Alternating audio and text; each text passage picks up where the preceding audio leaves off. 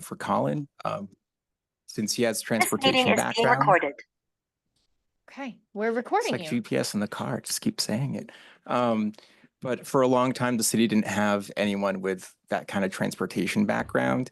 And I think that's also pretty common on other bodies in other towns. And so some of the things I want to talk about really quickly are citywide issues, but will play into some more detail when you do look at form-based codes.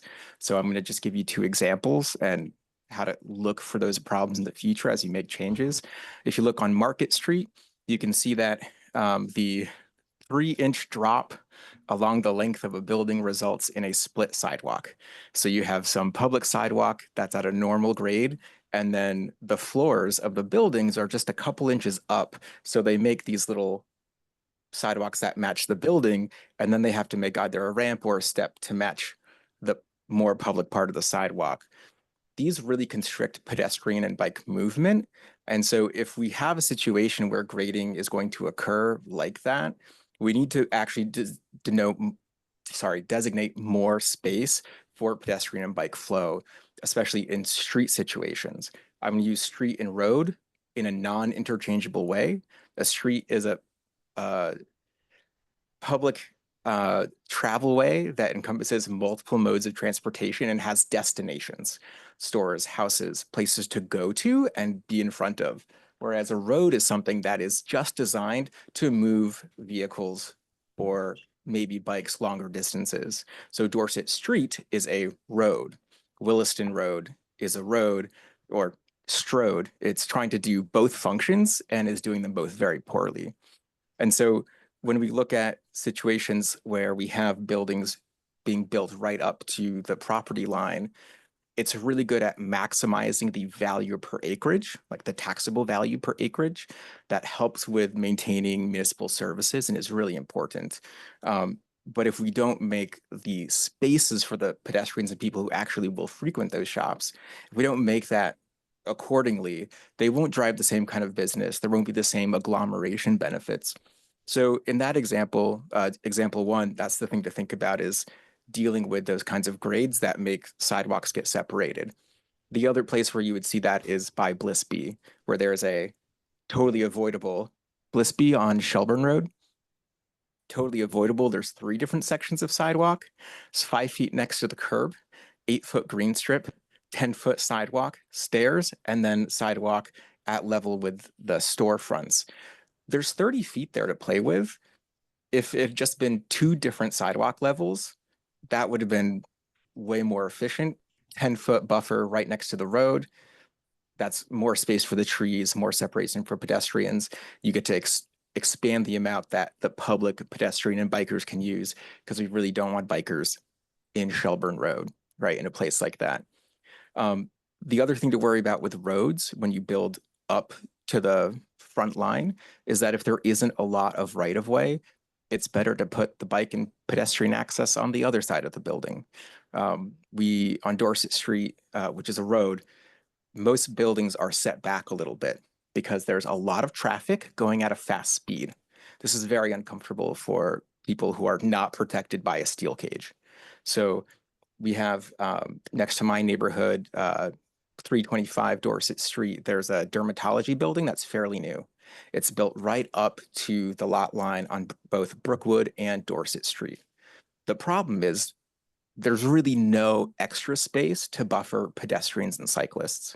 So whenever somebody wants to leave Brookwood, they stop across the crosswalk. No one stops before it. This is a common problem in South Burlington, but it's exacerbated when there is no sight line of oncoming traffic unless you block the crosswalk. So in situations like this, we have to be really mindful of daylighting the intersection. With a street with parking on it, you get so much more distance between the actual travel lane and the buildings. That's really beneficial. So drivers might cross the crosswalk before they stop, but they will see pedestrians or cyclists in their view a little bit longer before that happens. In situations like Brookwood, there's no time. So it creates a really dangerous situation. Granted, that little building, that commercial building, is assessed at a rate 10 times higher than the U Mall, the rate per acre, right? So it's really good for the city revenue wise, but it's really bad for helping connectivity and agglomeration happen in terms of people on foot or on bike or using, non-motorized transportation. So I think you'll see some of these things pop up a little bit more as you dive into the form-based code, but they do still have broader application across the rest of the city. I don't think the presenter is going to get that deep on things tonight, but I know you're starting this process. I really want you to kind of work those gears and be aware of how the psychological comfort of people makes a really big difference on if they will use the infrastructure we build. Thanks. Good, thanks, Ryan. Anyone else with items not related to the agenda?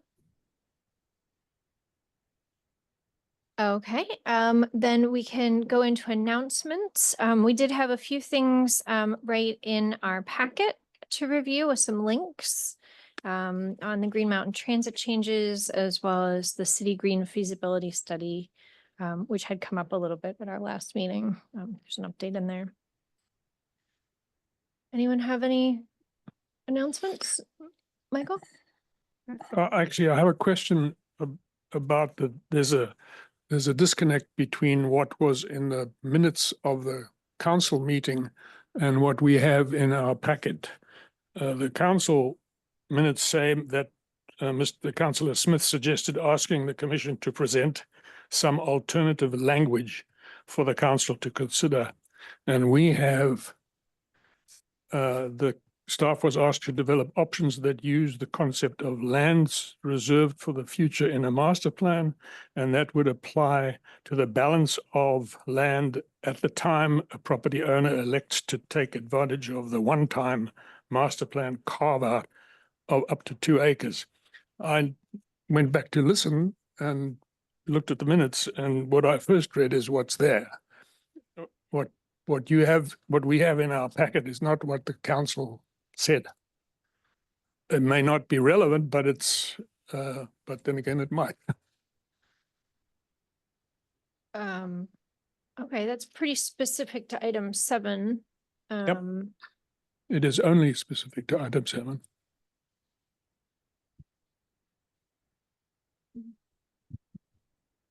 Should you raise it again? I can raise it When we again. get to item 7, Yeah, should he raise it again rather maybe. than try to? yeah, it seems like Well, awkward timing to talk yeah. about it now. I don't. Okay. is- It's just that I Maybe had they're- my note in front of Maybe me. the Are we on council item president 4? Think about what they remember. Are we on Yeah, item when 4? we get to item 7. Yes, we are. Can we, Yes, we're on so- item 4.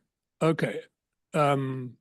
Anybody, were any of us at the council meeting? Because I don't want to listen to it twice.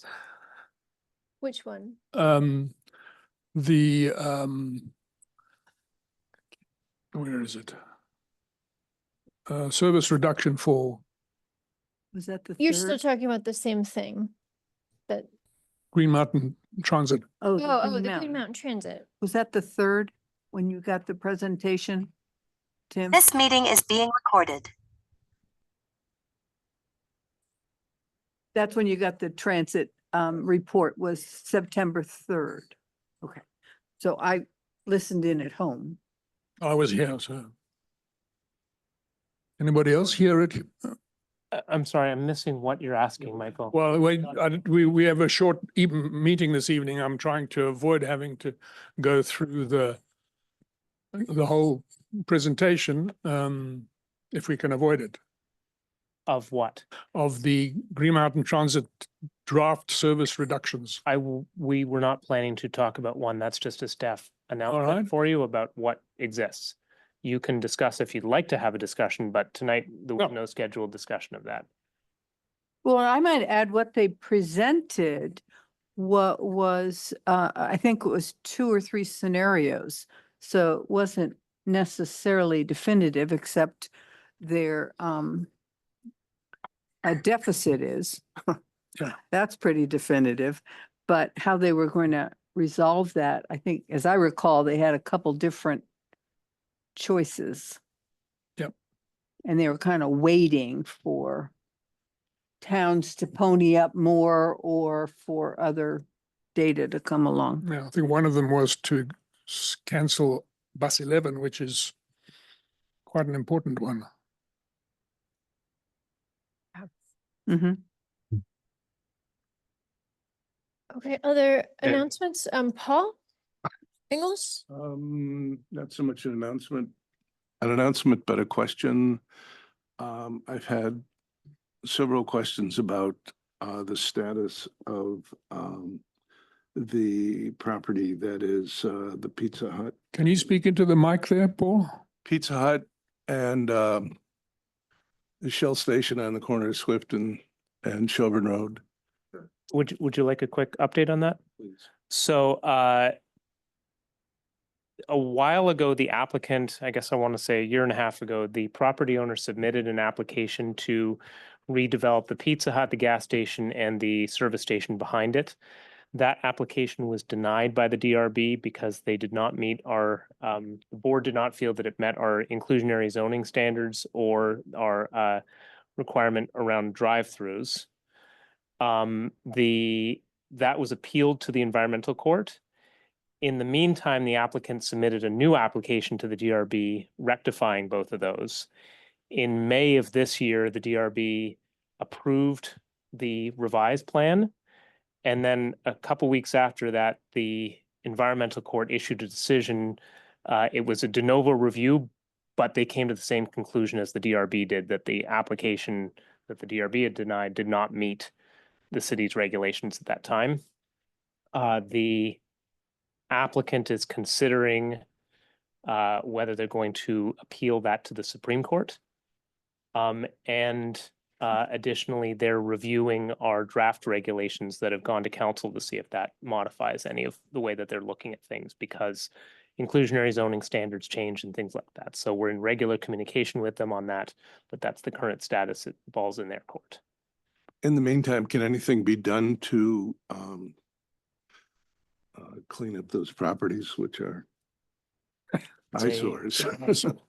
They applied for and received a permit to remove the buildings if they choose. So that has been issued by the city, but it's their action.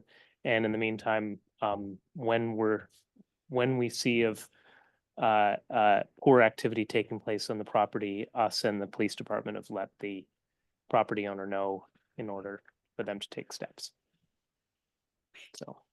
Can I ask a follow-up? Because I don't think I understood you properly. So they submitted a second proposal to the DRB that rectified the two issues.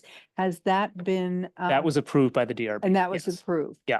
But there's, They still want to take this higher? they are considering, so they waited after they got their DRB approval, they were still waiting on the E-court to issue a decision on the first one. The E-court, environmental court, excuse me, issued their decision, which basically mirrored the original DRB decision of denying the application. And it's now their choice as to whether they appeal to the Vermont Supreme Court. So that's their decision, their court, to what they want to do. So they have an approval and they have the right to appeal the denial of the first application. And they have a couple years to act on this approval of the plan? I can't remember. I mean, it isn't like forever. Correct. It's an unusual situation. We don't usually have two concurrent decisions from a DRB on the same property, but that's what they chose to do. So we have not reached the point of having to unwind that question. Because currently one of them is under court appeal, and so that sort of pauses everything when it's under court appeal. Fine. Thank you. Yeah.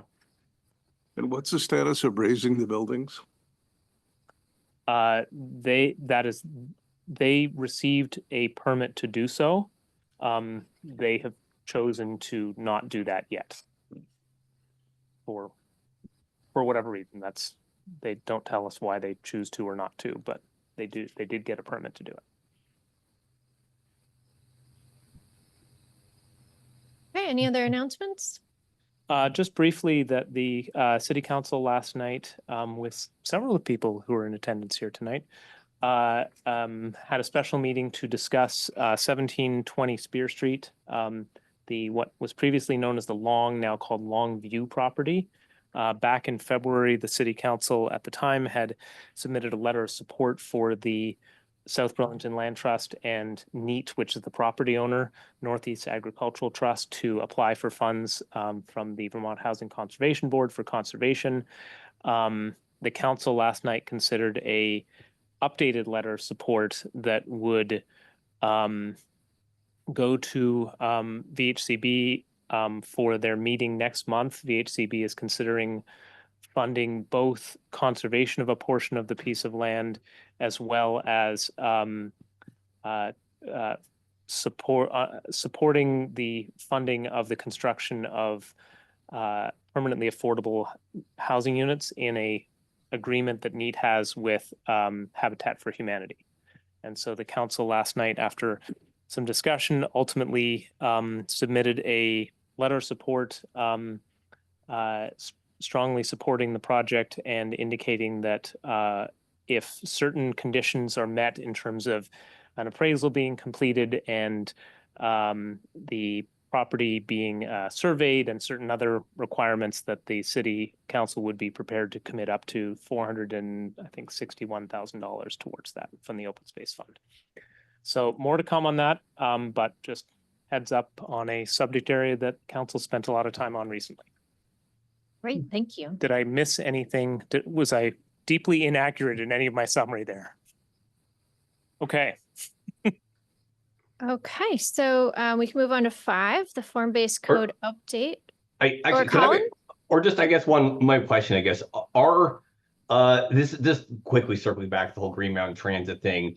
Are we considering doing more discussion with that as a board? I guess the reason I sort of come at that is so I'm fairly familiar with public transit. I've worked with public transit agents before, and the level of cuts are very concerning, and I am very worried about ripple effects it's going to have to like sort of public transit, usage in the city as a whole, and also how it's going. We talk a lot about, transit-based zoning, and the service frequencies are absolutely crucial to having effective transit-based use and transit use. And also, we've got pretty aggressive, city goals. I've seen in our city plan of like increasing transit ridership, and it's currently, with this funding thing going opposite direction. So I guess it's more as to say, I could go on for this for a while for the more kind of specific nitty gritty why I'm concerned, but I guess I was wondering if there's any interest in discussing it further, or because I do feel it is relevant to zoning and planning, because again, we're trying to encourage non-auto ride share as part of how we're building our cities. And if we're slashing transit service, that's kind of antithetical to that goal, even if there is some service. So I don't know, I'm just sort of curious if there's any interest in kind of discussing this further, or perhaps something, I don't know, like having a joint statement or something like that. I don't know exactly. I'm pretty new here, so I don't really know exactly how we might handle stuff like this. Yeah. Well, I guess, Paul, do you think that there's like room in the process for us to like send a letter or like make a statement that would at least go to city council, like stating how important, because we do have some of our zoning based on the transit routes, so. So I guess I'll start from the broad and then I'll go to the specific. At a broad level, it is the Planning Commission's authority under charter and under statute that if something is planning related and you want to discuss it and have feedback either to the council or to other bodies, that is your prerogative. And so that's your decision on what areas to focus on. So it is certainly within your authority to do that. Staff has not sort of contemplated a specific action, but that can be your discussion about how you would like to take that. So please feel free to do so. On the more specific end, you mentioned zoning. If there are service changes, Nick and I were discussing this last week. Some of your zoning is connected to where transit service is provided. And I think at a minimum, if there are decisions made by Green Mountain Transit to substantially alter service, then at a minimum, I think you'd want to revisit that piece of the puzzle. But I think Colin is talking both about the small picture of zoning, but also the big picture of the role of transit. So that's really up to you all.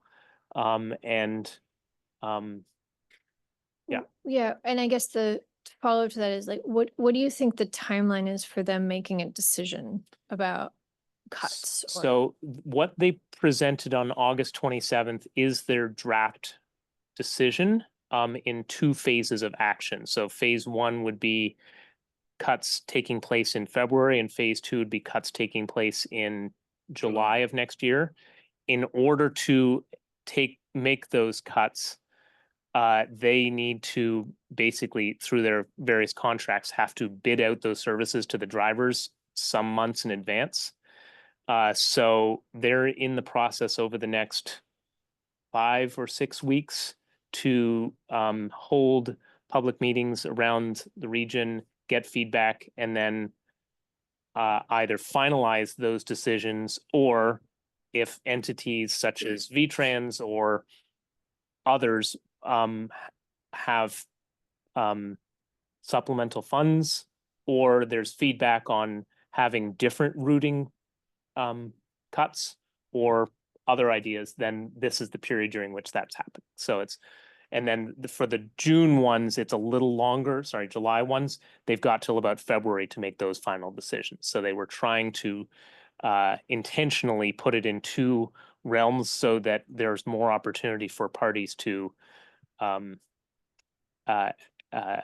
both provide feedback and hopefully from their perspective and many limit the amount of cuts.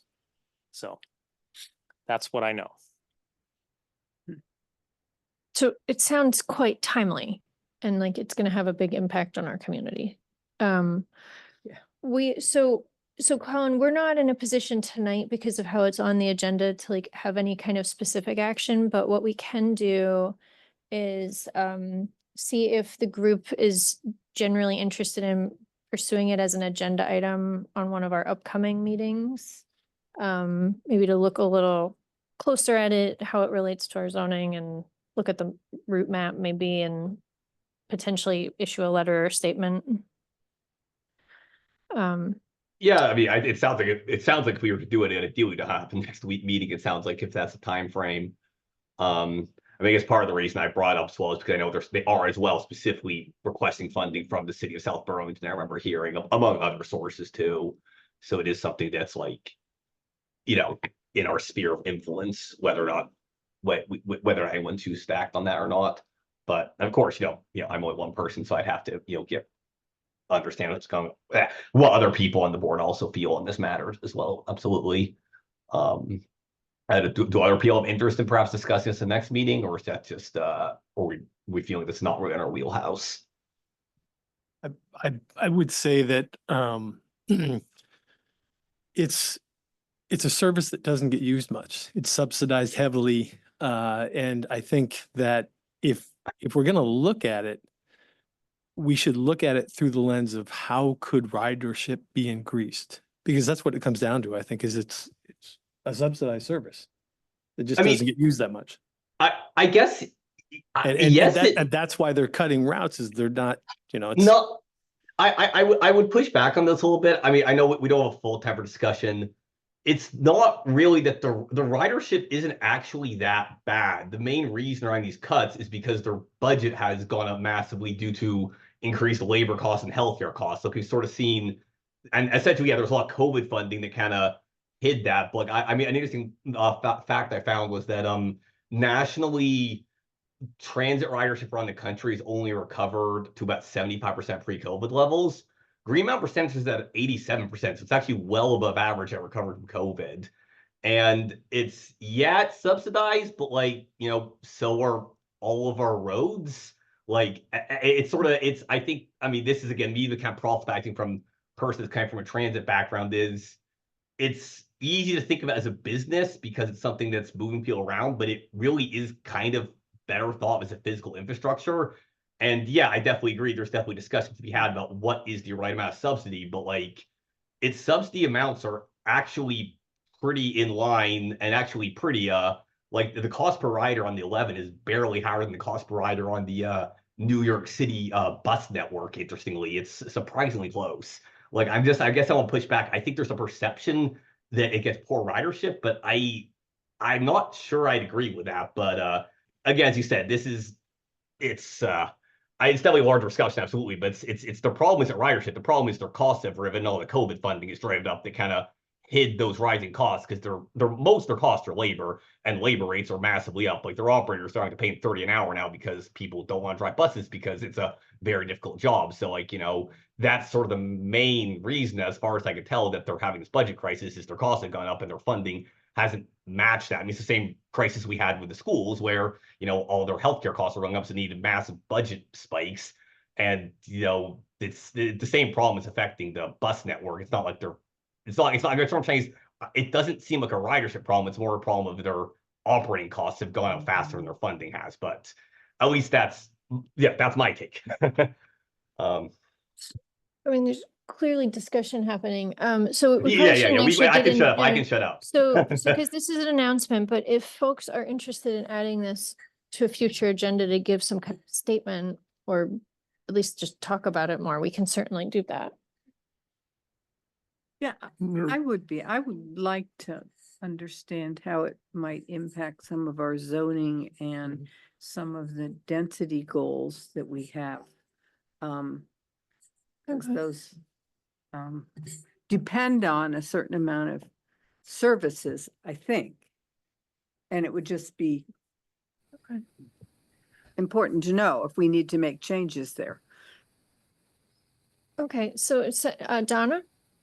Yeah, just, I think we should have this at a future agenda, because they're also having difficulty finding, drivers for school buses. And, possibly there could be some consolidation of that helps. But, I think it's worth continuing to talk about it. Okay, and those are subject areas we can update you on. Staff has been working closely with the school district and Green Mountain Transit on analyzing some future opportunities too. So we'd be happy to talk with you all about that if you're interested. Okay, yeah, that sounds like a good option. So we will do that. So we'll move on to number 5, the form-based code update or project update. Update, project update. Update, project update, yes. I was gonna say, it goes both. ways. Double Um, update. So, let's see. Yeah, great, thanks. I think we're gonna hear from Nick. Yeah, I will be taking this one on, so, just getting the PowerPoint going. Okay. So,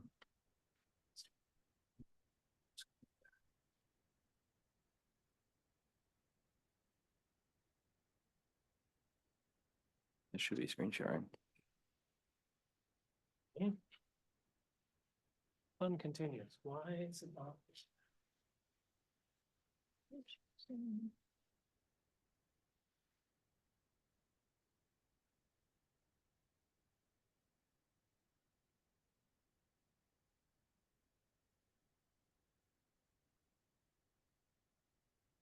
An interesting shot. I had a hard time kind of figuring out that. I'm looking at it because that's my vehicle parked right there. Was Next that right? door. Yes, I was like, oh, that's my car. Okay.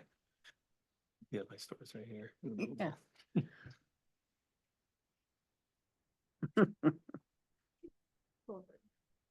Still not working.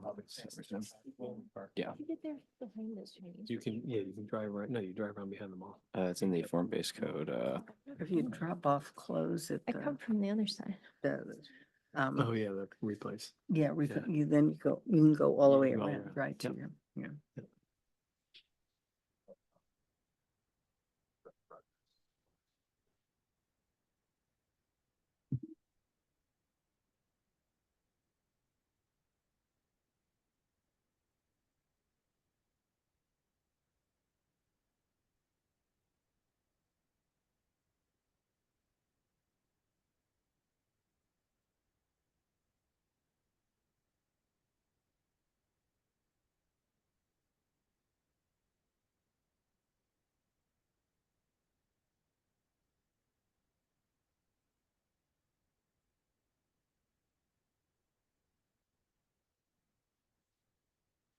So I guess this is a little bit of an announcement.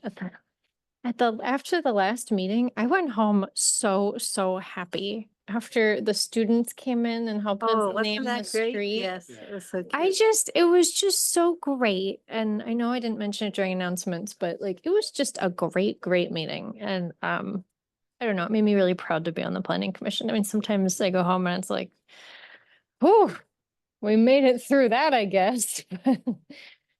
No, But- it was really neat to see the kids It Yeah. go was. through that process. That was really. They were fun to watch. darling. Yeah. And that was fun to very watch. engaged. That was sort of Yeah. the best part. Yeah, like engaged citizens. that- Yeah, and their little personalities came through. They had a fair amount of poise, I thought. They did. Yeah, some of them were a little microphone hungry, too. It's like really neat to see. Yeah. And just see what they're like in. It was person. really just a heartwarming story too, like the name they chose. I don't know. So It it's is. Yeah. very neat. So I haven't noticed. Has the sign gone up?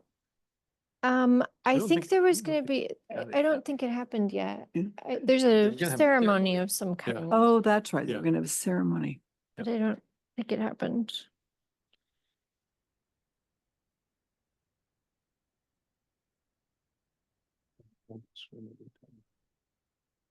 This, I know. Yeah. We already held it from last week. so- This item's just not meant to be. Um.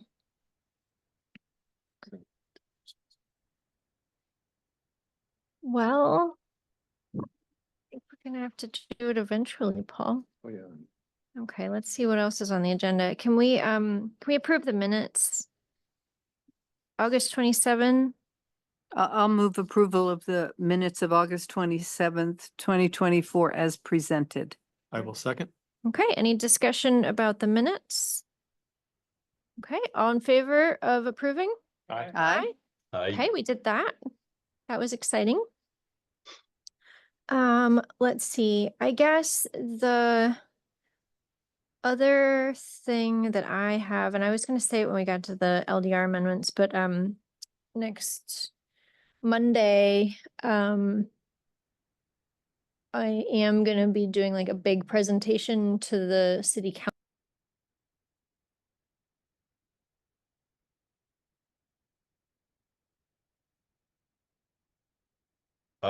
We can't hear you anymore. I don't know if you're aware of that. No, I'm not being helpful. They're being helpful is what I'm trying to say. But that is gonna be happening and it made me realize what a large body of work this group has done once it was kind of all laid out in outline form, all in one spot. And we had accomplished it in many chunks. Like even when we sent it forward, didn't seem Right. quite as daunting, but thinking about the presentation, it's kind of a lot to talk through. So it's going to be an interesting.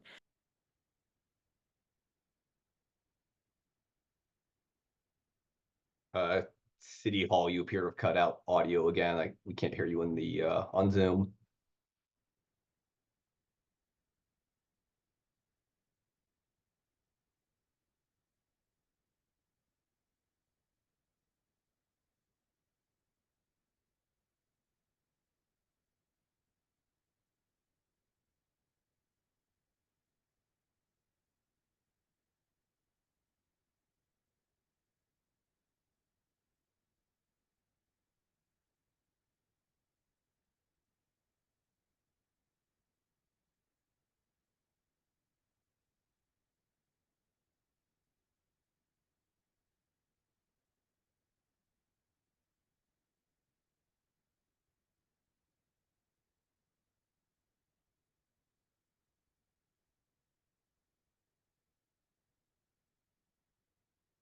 A little bit. It more refers to older housing that is, that becomes naturally affordable because it is no longer commanding a market premium. Oh, So an example. Existing. Yeah, an example would be, I lived in an apartment in Burlington until recently, and that apartment was several $100s below what might be considered market rate, or something that you would move into Okay. having been made new. It was new in 1946, and it would probably commanded the market rate in 1946 when it was built, Okay. but it doesn't anymore. And that's, due to a bunch of reasons. But the age of the building is one of them. So we actually do have some naturally affordable housing.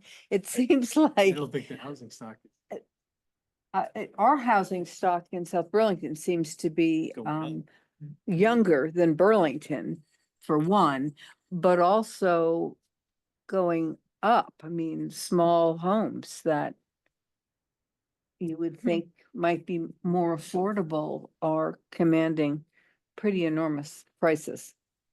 So it's almost as if, if you're a young professional, don't bother looking in South Burlington unless you want to be in a 1-bedroom apartment. Hmm.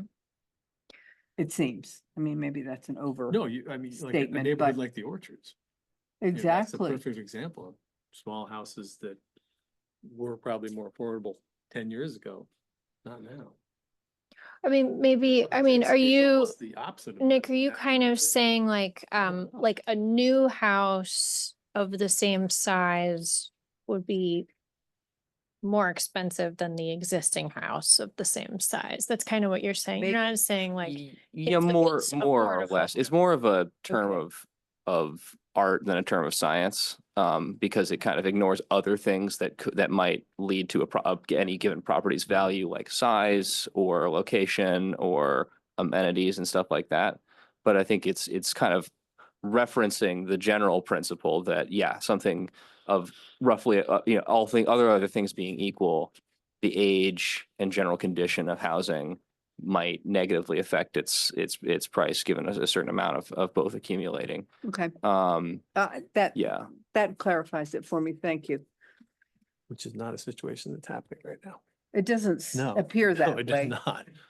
No. Okay, so we had a little bit of an interlude there where we tried to cover a few things. We are moving back to form-based code update, project update. Yeah, so to talk about the exact opposite of naturally occurring affordable housing, we're going to talk about newly built, much of designated affordable and inclusionary zoning housing, much of which has been built in the form-based code district. And now we're going to talk about some of the work that we've been doing studying this, and take a moment to sort of see where we're at and where we're going to be going. All this is happening in the context of an ongoing effort that staff have been engaged on with a consulting architect, Greg Rabideau, to make a formal study of the form-based code, and look at recommendations potentially for how to tweak it going forward. Got it. Okay, slide please. Thanks, Paul. So just a quick refresher. We'll start with the geographic side of that. This is our form-based code area, covers all of city center. But just to remind folks, we've also got areas north of Williston Road, the Staples Plaza and Doubletree Hotel area, as well as the U Mall and San Remo Drive areas included in the form-based code, and even some parts of Heinsberg Road and what will soon be the Midas Drive alignment up in that area. And we'll talk about those more in a little bit. So next slide, please. So just a quick reminder also, especially as we talk about this general area and the building that we're in, there's like a number of different layers to how we got here and why this exists here and why it exists now, not some other time. So all of this has been affirmed by City Plan 2024. We're building this denser, walkable, thriving city center and downtown, anchored here in Market and Garden Streets near this complex. All of this exists within the tax increment financing area. That's a tool that has been around for about 14 years now, and allows us to borrow against future tax revenues that are brought up by this development. That's funding a lot of the capital improvement that's happening, such as the bike ped bridge and some of the streetscape improvements on North Williston Road that have been planned and are going to be starting pretty soon. We're also subject to the we're not really subject, I think it's maybe the wrong description, we're within the and enabled by the Newtown Center and Neighborhood Development Area state designations, which confer tax benefits and other grant eligibility on certain properties within these areas. And then, of course, we've got the form-based code itself and the city map, both of which are zoning documents, official city documents that regulate land use and built and the built environments designed within these areas. Next slide, please. So just a quick, borrow this slide from a previous discussion of the NDA, the neighborhood development area, roughly the same parcels as the form-based code area. Form-based code goes a little farther up Williston Road to the north and also across the highway, but they're roughly contiguous, or they roughly overlay. So we've seen a lot of development, obviously. A lot of this development is happening within the T5 zoning transect zone of the form-based code, especially. So we can all look around and appreciate what that looks like and how much of that development is concentrated on these couple of streets. Next slide, please. Oh, yeah, missed that. Colin, do you want to go ahead? Oh, just so is this everything that's already been built, or is this also include stuff that's permitted? Or This is in what construction? Yeah, this is what has been built or in construction. Okay, built or construction. Gotcha. Yeah. So as we have, as I just alluded to, most of this has happened in the T5 district, and that basically means that a lot of the developable land within that transect zone has already been built or is under construction. That means that subsequent development is mostly going to be happening in the T4, T3 plus transect zones. So knowing this, we've been studying potential areas of improvement for the form-based code as we move into a different sort of phase. We're going to see much more infill development. We're going to see a lot of smaller or more irregularly shaped parcels being built out. And some of these are things that we've identified have been coming out of conversations that we've been having about the details of developing such lots, three-sided lots, ones with strange, like spaghetti entrances, and then wider backlot areas.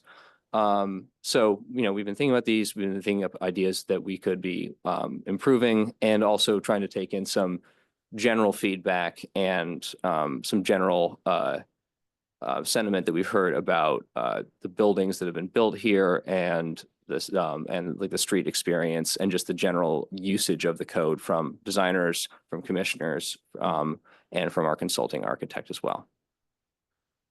So next slide, please. So towards this effort, we have brought on Greg Rabideau, and he has been working with us for the last few months. He's been working on his own independent study. He's recently provided us with a table of contents, and he's working towards a final report. Along the way, he's been doing literature review, and we've been having regular check-ins. And we've also been putting on a pair of roundtables. One of that has already occurred. The other one's coming up later on this week. And we've been engaging with designers and engineers and architects. And then as well, and we've also planned to engage with some of the development community and local landowners within the form-based code district to discuss some of these things that I just brought up in a previous slide, and also get their thoughts and experiences about what it has been like to work with the form-based code and with the zoning office as they've been working on projects and designing projects and are looking forward to projects within this area. Can I just ask what was the sentiment amongst the builders about making some changes? Oh, I think there's a lot of interest in And getting the some list that input we into have, some of it seemed Yeah, some of the things Okay. were things that they've already thought about and had concerns about. Others were things that they were kind of thinking, that would be nice if you could change that for sure. It's maybe not our top priority, but I can see why you'd want to do that for other properties, maybe, that sort of thing. Okay. Or, or we don't really bother with that in our design. So, not really our problem, basically. And also we heard a few ideas that we hadn't thought of course. And that's why we held that roundtable, and that's why we're looking forward to the next one.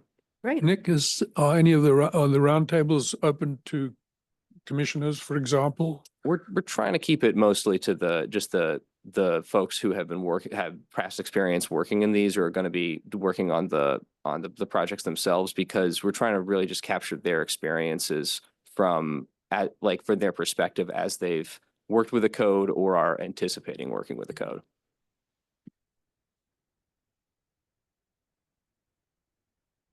Great. So as we've been having these conversations with Greg and with some of their partners, we've kind of come to 4 areas, and these also came out of some of the areas that we wanted to attack from our own perspective and experience. So one big one is allowing different types of streets to serve more functions than they are right now. You can imagine kind of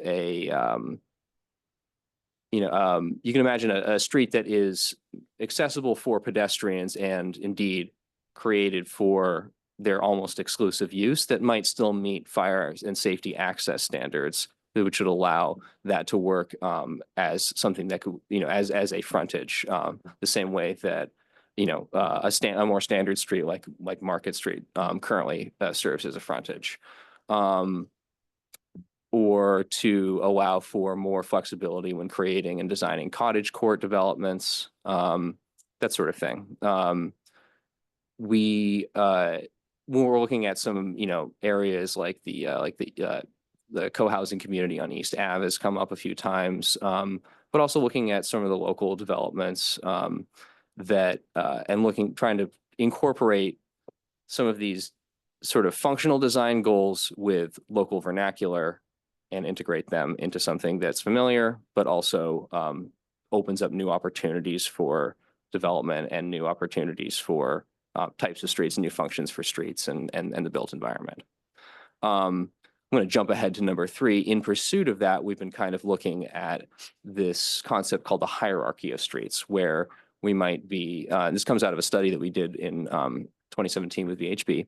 This would rank different streets by different types, primary, secondary. We haven't really worked out the terms so much, but the idea would basically be that a street like Market Street, Dorset Street, and let's say Mary Street, and maybe the access between the Barnes and Noble and the DMV might all fall into different categories, and then have and then each category might be able to relate, sort of unlock different uses of the form-based code.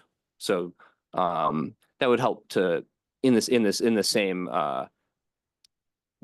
vein as number 1, it would help to allow more flexibility for meeting certain established requirements, like you have to have frontage, you have to have emergency access, you have to have, pedestrian access, you have to have all these sort of important things that we're not going to relax on.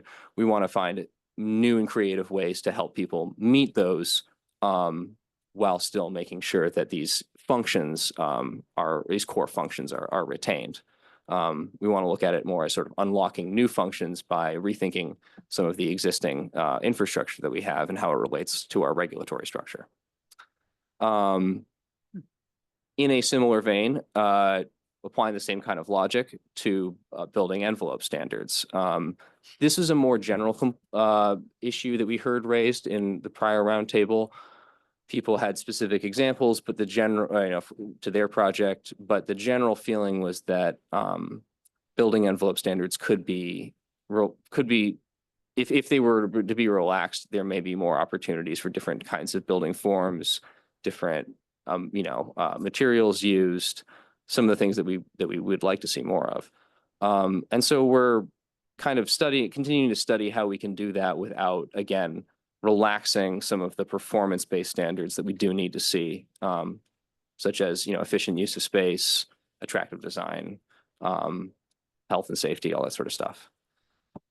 Can I just interject one thing quickly Please. on that one? Helen, you asked earlier about, what are we getting as feedback from the design community? This is one that they provided a fair amount of feedback on. Uh-huh. And what we've heard from them, different people have different perspectives, but some of what we've heard is that in striving to create a clear regulation, it has created a pretty tight box for them to build within, both within the form-based code itself, but then as the code relates to other regulations. So for example, I'll just pick one that is off the top of my head. We say that at least 30% of the upper store area must be windows.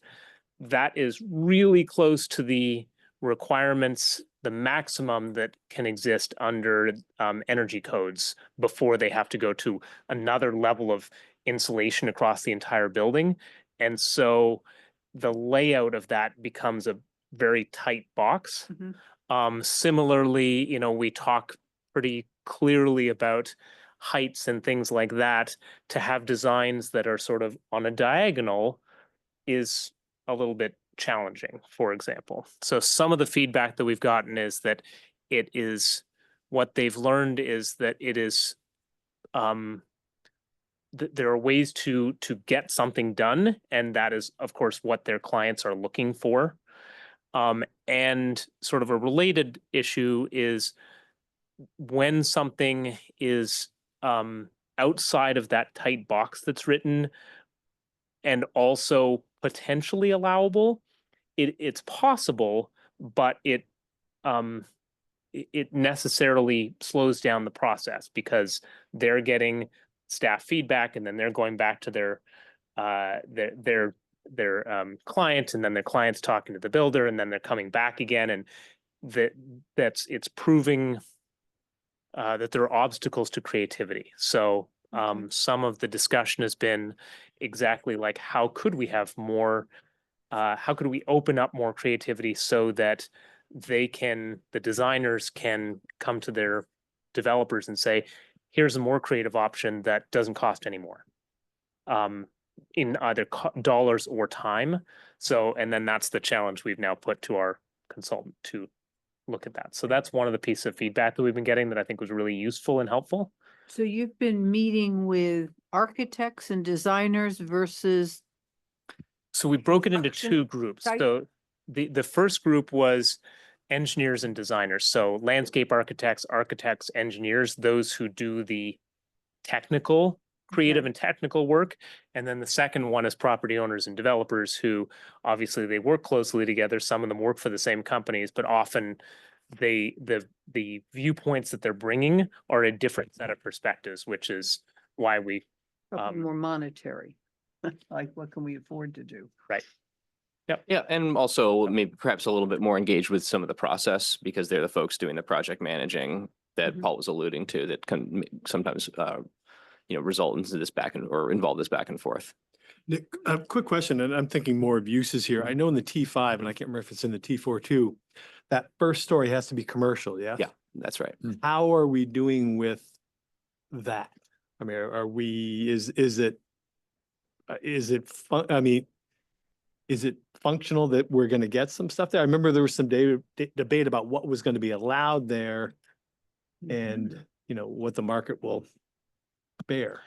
So how are we doing on that? Because is it just the T5 or is it the T4? Just the T5. Just the So it's T5. a fairly limited area. It's Yeah. Market Street. It's basically Market Street from Garden Street to Dorset Street. Mhm. I think at a high level, I think we're doing well. It's the developer who's building the buildings immediately next to us. Knew that they had a client immediately in UVM and UVMMC to fill the residential components and have been working diligently on the other parts. It may not all happen on day one, but that's not unexpected from them. I think that it is possible and likely that you will see some ideas and questions for tweaks to how the form-based code works on the first floor in terms of what the requirements of individual tenant spaces are. Mhm. When it was first adopted and put in place, in 2015, 2016, there was not, many form-based codes work off the cloth of what's around it, sort of the skeleton of a built environment. And we had the opportunity and the challenge of not having a built environment. And so there are certain requirements that were put in around doorways and things like that, that served as a method of the city looking to get lots of activity on the street.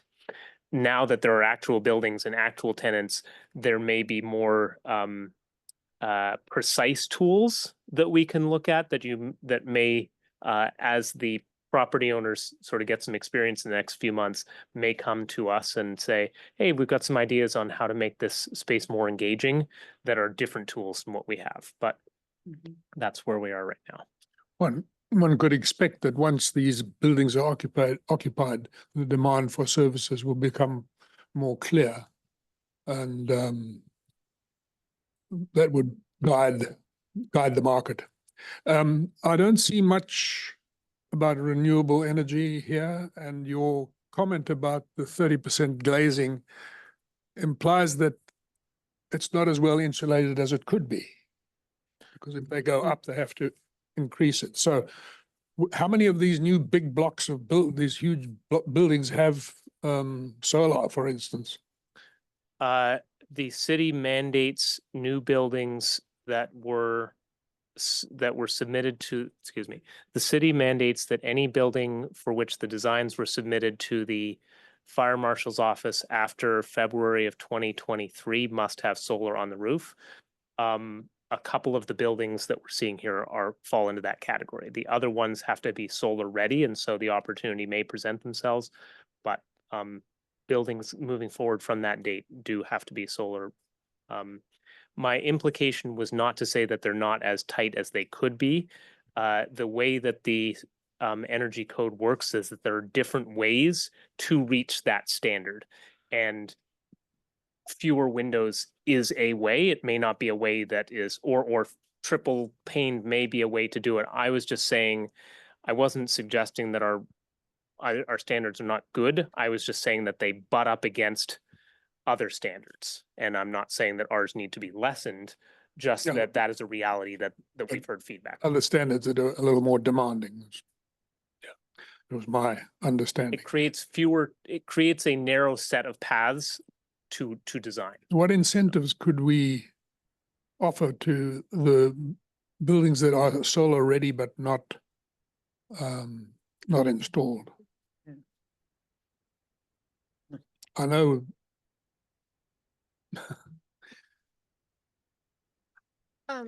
Yeah, I think that's a great subject to chew on. I don't have ideas off the top of my head, but I think it's a great and useful subject to look into. And I happen to know a group of volunteers who meet fourth Wednesdays who would love to answer that question. So I think Councilor Chalnick does as well. So you're welcome to join us anytime. So I think you have more presentation. Yeah, a little bit These more. weren't- okay. Yeah. So we were just talking about some of the areas of focus that have come out of the study so far. By the way, just to frame things up, we're about halfway through this project right now, having done some initial study, some conversations, about to have another conversation, and then we'll move towards wrapping up things in a report and a presentation. And of course, you folks will be getting that report and presentation when it's done. Nick, So the fourth point that we are sort of chewing on as we move into this latter stage is building height within the existing, within the rest of the form-based code area. You know, there has been right now the current proposal in the LDR amendments is to raise building height along corridors in Shelburne Road and elsewhere. This, you know, that if that were to go forward, then the form-based code transect zones are actually no longer going to be the areas that you can build highest in the city. So for consistency's sake, that might be something that is worth looking at. And for other reasons as well, mostly having to do with some of the areas that are still open for redevelopment and infill. And we'll get to those in just a second. Yeah. So next slide, please, Paul. So as I alluded to, we'll get to those. We're looking into the future now for where the areas of expected development are, and we're looking at areas where we're going to see, we're generally calling it infill, but it could be either redevelopment of, tear down, rebuild, it could be adaptation, it could be expansion, building literally in between areas, parking lots. There's a lot. Obviously, I mentioned a few of these areas, such as the U Mall, Staples Plaza. These are sort of distinct sub areas, and indeed, our architect is Greg has broken these down into different sub study areas in his emerging report. But we do have, we do want to have uniform rules throughout the form-based code area as a general goal, so that we can keep keep things open for developers and keep the burden off of the DRB. That's the point of a code like this. There are certain sort of challenges or big ticket items that we're looking at, such as, potential redevelopment of the U Mall that we're trying to keep in mind. We want to make sure that the code is able, that we want to make sure that it is applied evenly there. And also that we're taking advantage of large redevelopment opportunities like that. And so we've also been looking at things like the official map to make sure that a future roadway network will be built out according to how we need it to be built out. Just one note to say, when we say looking into the future, that's the next project. Yes. Just to not conflate subjects. Yeah. Thanks, Paul. Michael, you. Yeah, with the redevelopment of the U Mall and development on the north side of Williston allow 7 stories? Well, that's something that we would have to You get your way. that is something that we're going to wait for the final report on as well. But it's definitely one of the things that the recommendations we've been tossing around. Mm-hmm. I would push for it. I just have a question to go back to Duncan's concern about attracting businesses, and I'm curious in your research.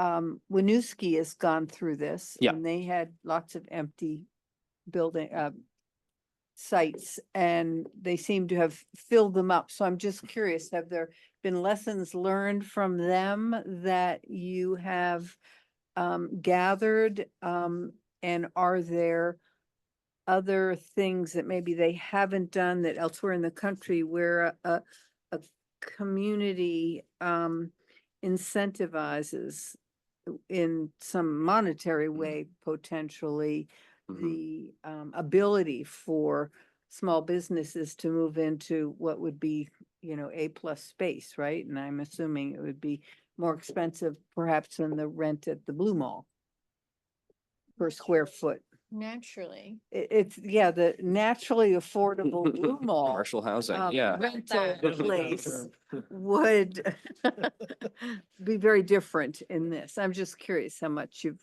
kind of. So the success of areas like this is very much a public-private partnership. The folks who have been building some of the work here actually had some of the experience from Winooski, and so they are bringing that with them. Okay. We are in our department, Alana Blanchard, our community development director, and Jesse Baker, our city manager, are in regular communication with the property owners about all these kinds of things, about how do we encourage, how do we foster. We know that one of the things that the city does have a lever that we can assist with, and is a complex subject, but one that is important to business success, is parking management. So for businesses to be successful, there needs to be spaces that turn over near those businesses. Otherwise, people leave. And when there's housing nearby, if the people just park, for example, in front of all those businesses all day, that can be a challenge. And so one of the things that we're working with them as an early action is doing sort of a short, medium, and long-term parking management strategy to support those businesses to thrive. That's one small example of a long list that will be a ongoing one, but we're in very regular communication with them because it's shared interest in success. Thank you. have we gotten, I'm curious, from like any kind of like specific feedback on like certain thresholds of, densities or heights or requirements that'll be required to make certain like development projects feasible economically or not? Or is it more kind of, making rough guesses based on kind of comparable cities or similar places?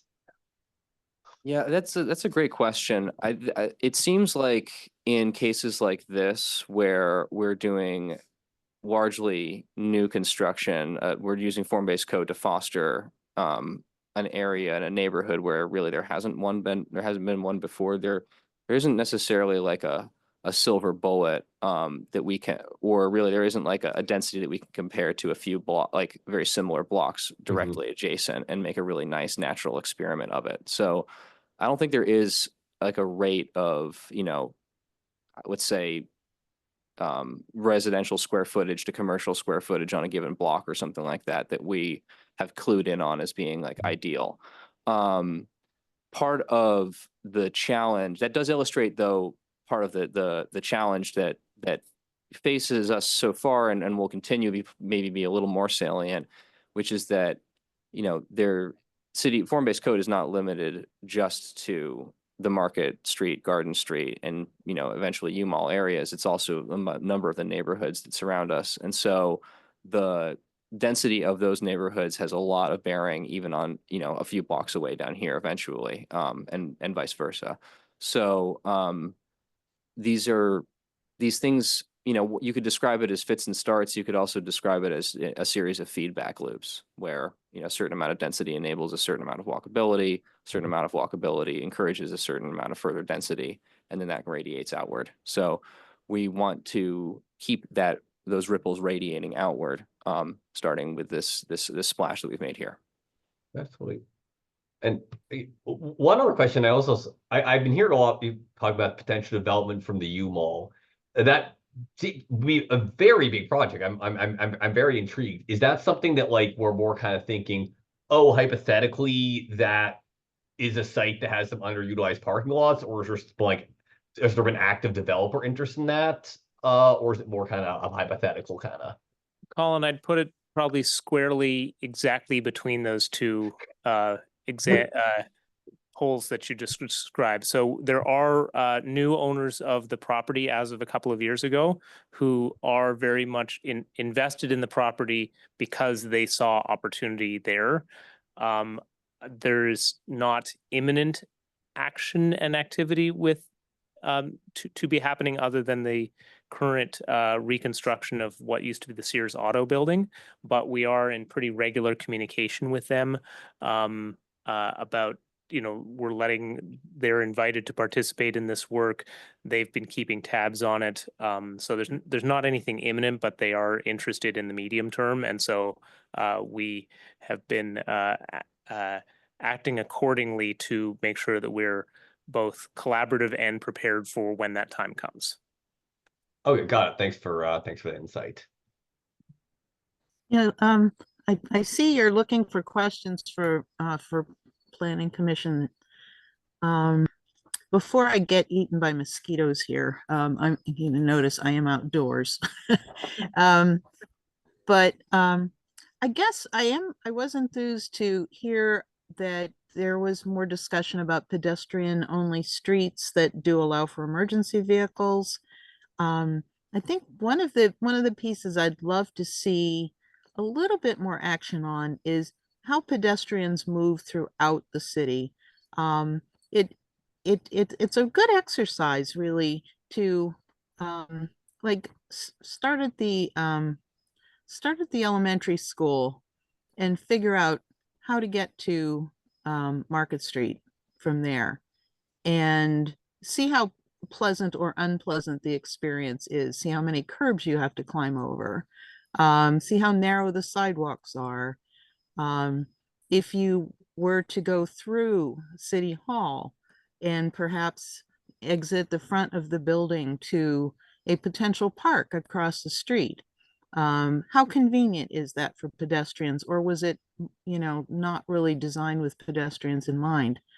Every building that goes in, people will want to get around those buildings. Are you limiting them to the sidewalks? Or are there pedestrian only spaces that allow you to kind of take short circuits through buildings? I think there's a lot of things that make cities really livable that still need to be incorporated. I think we're still looking at this as a lot of individual buildings, but I think just kind of taking the pedestrian's perspective, put yourself on those streets and figure out, how do I get from here to there? And how could I make it more pleasant? And I think that would be an exercise. I think it would be nice for Greg and the team of designers to show how we can, instead of designing a lot of individual buildings, how can we design an urban landscape? Because that's what I'd like to see a little bit more of. That's a really thoughtful comment. Thank you. Yeah, Donna. thank you, Yeah. Donna. And, just I think to piggyback on that, I think you're right. Like some of those like alleyways between buildings or cut throughs or between buildings and through a courtyard, like those are things that feel very safe and kind of exciting for walkers. And I guess I just want to circle back on some of the things Ryan Doyle brought up, because I think they make a lot of sense. That, if there really are like slight grade changes between areas in front of buildings and sidewalk, like how that kind of creates like potentially barriers to people and movement, sight lines around intersections, and, just making sure our pedestrian spaces are really functioning the way they should be, Yeah, and I have a little bit of experience now in how in some European cities segregating pedestrians from bicycles and traffic works. I wouldn't necessarily suggest the kind of curbing that they have in Copenhagen, but you do have to think about giving each of those entities their own space and making it very clear where each is supposed to be. It's like, it's pretty easy if you happen to walk in the wrong place in a European cities to get yelled at by other pedestrians. There needs to be a place for bicycles to go, and you can't just say, oh, you can't go here. It's like they will go. So in addition to pedestrian ways, making sure that that there's enough room for everybody in the streetscapes, and as well as for bicycle parking. My goodness. That was a bit of a sore thumb in some places I've been. Bicycles everywhere, just everywhere, literally everywhere. Making it a little hard to walk sometimes. There were so many bicycles in the way. I just hope we have that problem someday. Thanks so much, Donna. That was great. Yeah. Can I sign off now? It's super dark here. You are very welcome to sign off. We will still have a quorum, so you can read the rest of the minutes when you get a chance later. Yeah, because Thank you, Donna. Because I specifically wanted to hear this piece of the presentation. Thank you. Thank you. I hear ducks in the background and geese. Anyway, good night. Good night. Michael? Are we on this? I think some of this has been raised before, which is there doesn't appear to be a lot of innovative variation in facades on what we have so far, which is that's been expressed to me as a great disappointment by many residents who were involved in the workshops and so on, and those who served on the Form-Based Code Committee. So that's one of the things that hasn't been answered, and I don't know what can be done about it, but an architect with smarts, I'm sure, can find a way to make it more interesting. And also following the curvature of a road rather than straight. Anything else? One question I guess I have, I'm not as familiar with the current codes. I'm quite new to this, but is stuff like, where I sort of almost got piggyback on Donna's comment about like pedestrian access, is stuff like requiring pedestrian connectivity to existing road networks and existing neighborhoods something you can kind of bake into the form-based code, or is that more coming from somewhere else? Because I guess I am coming from perspective is that there's definitely some areas of city with kind of higher density multifamily housing that aren't necessarily as well integrated with the surrounding neighborhoods as they could be from a pedestrian standpoint, and in ways that may have been easier to have rectified when the building was going in and would be kind of hard to rectify once it's been installed. I'm just so curious if that's the kind of would be within the scope of those codes, or is that more kind of some other thing? Yeah. Colin, I think that's a combination of the site design standards and or subdivision standards that exist in the regulations about connectivity and whether it's vehicle or pedestrian connectivity to its surroundings. That is one part of it. The other part of it, Nick mentioned the city's official map. The official map is a companion regulatory tool to zoning that lays out where future public infrastructure is expected when it's known. So that it could be roads, it could be recreation paths, it could be sidewalks, it could be water towers. It's basically any public infrastructure. And so where there's a connection that is specifically known and warranted, that's one where that would go on the official map. So for example, the Planning Commission last year, Planning Commission and Council added a official map recreation shared use path connection from the bridge, the bike ped bridge that's to be built across the U-Mall property to Dorset Street, because making that direct connection is a really high priority that is that the city wanted to make sure is very clearly stated there. Okay, gotcha. And I'll add one third item too. We did address this a little bit in the revamped or the new TDM, Transportation Demand Management, part of the current amendments to the LDRs. And we did that in such a way that gives greater weight to or makes a priority of establishing direct and separate pedestrian connections in a number of scenarios, including when someone is redeveloping a property that's served by transit, and also in cases where they need to go above and beyond the transportation demand management standards and they have to do some site plan stuff. We sort of reordered those so that that pedestrian connections are the first thing that they should address, as opposed to some of the others.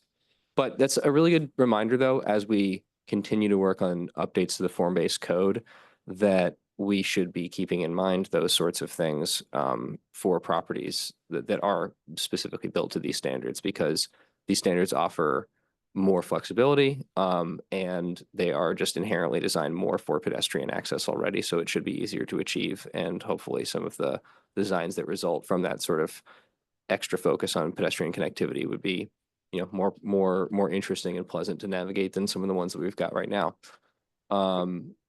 Yeah, I think I don't really have anything else to add, or do you have any more questions to? I was just going to see if we heard anything from the public on this item, since we're kind of nearing the end of this item. Okay, Helen, did I see you? I just wanted to make a sort of an observation that I think a number of the ideas you've put forth and are discussing, to me, helps imagine that we are really could develop more of a community feeling and sense in this whole area, with the little alleyways and just different ways that the public can interact with one another and feel comfortable doing that, and hence developing more of a sense of community. And that's good. I think that relates to our city plan.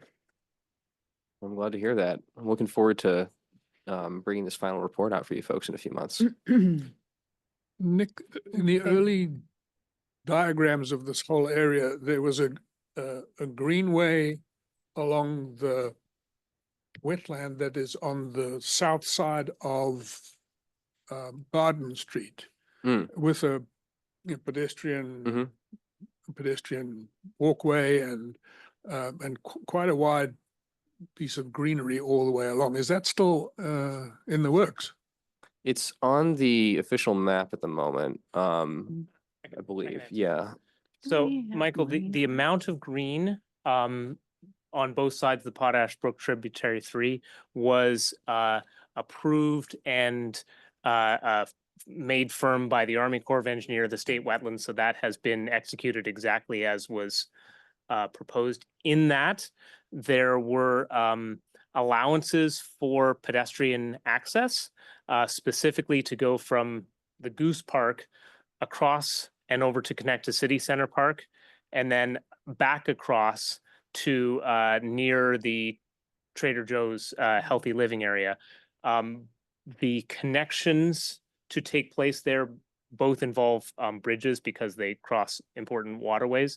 Those have been those are approved TIF projects, and the voters have supported the funds to do that, so they're in design for construction. Okay, so That would connect Yeah. The Goose Park over across the this green area on sort of a Yeah. diagonal for a boardwalk over to connect into City Center Park, and then back again across to connect in basically behind where the new 112 Garden Street, that big one that just Mhm. opened, which then gets right up to Garden Street. no, so the pedestrian walk or sidewalk, Boardwalk thing, yeah. that's, well, it wasn't, that parallels Garden Street is still in the works. So yes, it crosses the Potash Brook twice in doing so. Okay. Yeah. And then there's within the housing that has been built, there's also community gardens back in there for their use and pedestrian access to that, but that's for their use. Okay, well, thanks, Nick and Paul, for that great update. We're looking forward to seeing it, seeing the recommendations. So we're gonna move into item 6. It's the changes to the draft land development regulations that were presented to the city council back in August. Duncan went and gave them to them for us. And at the time, the city council warned for a public hearing that's coming up next Monday night, the 16th. And at the time included the minor recommendations that are in the packet. So as our job is to amend the report that goes along with the land development regulations to make sure it includes these new items, which are very clearly laid out in the memo. So I think our goal tonight is to have a discussion and then, if we're comfortable, move to approve the report.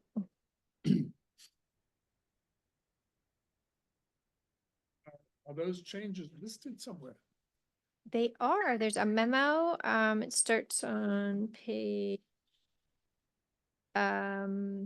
18 of the packet.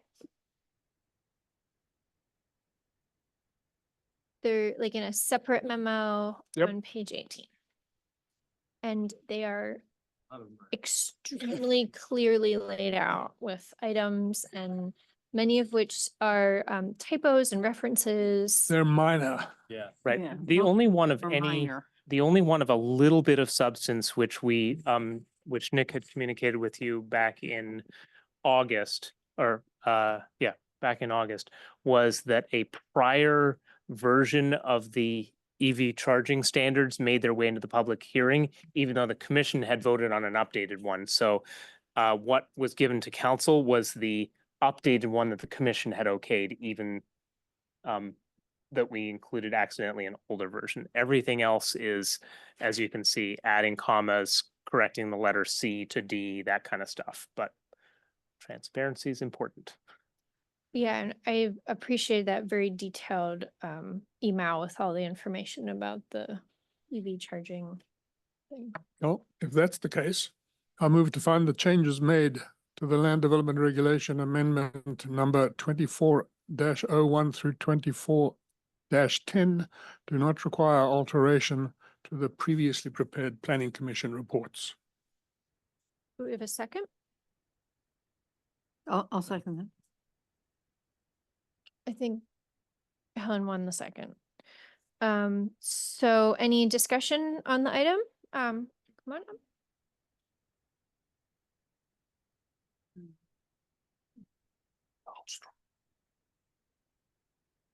Good evening, Nick. Good evening, everyone. Is this on? Yes, and if you could state your My name. name's Rick Dalton. I was here a couple years ago. Same purpose. I've had a little bit difficult hearing you. Is Can you- your microphone on? Light, bright green, there's a little button. Okay, to now it's push. on. Okay. That's what I Yes. said. On? I didn't know Okay, if you could hear great. me. Okay, name's Rick Dahlstrom. I live at 1505 Dorset Street. I was here, I purchased property over 3 years ago, and it's a big lot, 44 acres. I wanted to build a house for my son on that property. And I was advised to wait for the LDR to be approved. So we waited. Unfortunately, the LDR that came down on us, I personally kind of fell through a crack in that my property, if it's like this, about 40% of it was NRP. And after the LDR came through, about 95% of my property became NRP. Although I mow about 8 acres, the meadow in front of my house, between my house and Dorset Street, is a certified VT25. It's a FAA airport, but the whole property was made in, most of it, 95% of it was made in NRP, which causes a problem with building a second house. So we've been going through things. We finally got a permit to build a house. There's sewer, septic system and all that. Did all that engineering stuff. And now we're at the point where my son needs to get a mortgage. We've got the permit to build a house under the ADU part of the regulation. The ADU gives the primary house, and 30% of the primary house can be an ADU. And my house is about 2,400 square feet, which means it could be about 800 square feet. Well, my son kind of asked Paul if we could turn it over, make my house the ADU and his house the primary dwelling. So 7,500 feet, absurd, but that's your regulations. The problem that I've got right now is that because it's NRP, I can't take 2 acre or a 1 acre lot for him so that he can take that deed to the bank and get money to build his house because of the NRP stuff. I've been watching this amendment come through, and both the engineers and the lawyer that's working on the project said there's a 2 acre carve out coming through with the amendment. And up until last week, we were relying on that. And all of a sudden, the lawyer was talking to Marla, and she said, oh, it doesn't apply to NRP. So I'm in a catch-22 situation here because, and I confirmed that with Paul, and he said, yeah, it doesn't apply to NRP. And I went, I said, so my property, first of all, shouldn't have been NRP because, in fact, Paul here he asked me after the last meeting a couple of years ago, he said, is there a house on that property? Yeah, there is a house, been there since 1967. It was a mistake making an NRP in the first place. Having said that, I don't mind the conservation. I've handed over 1/3 of the property to the state as current use because I want it to be conservation.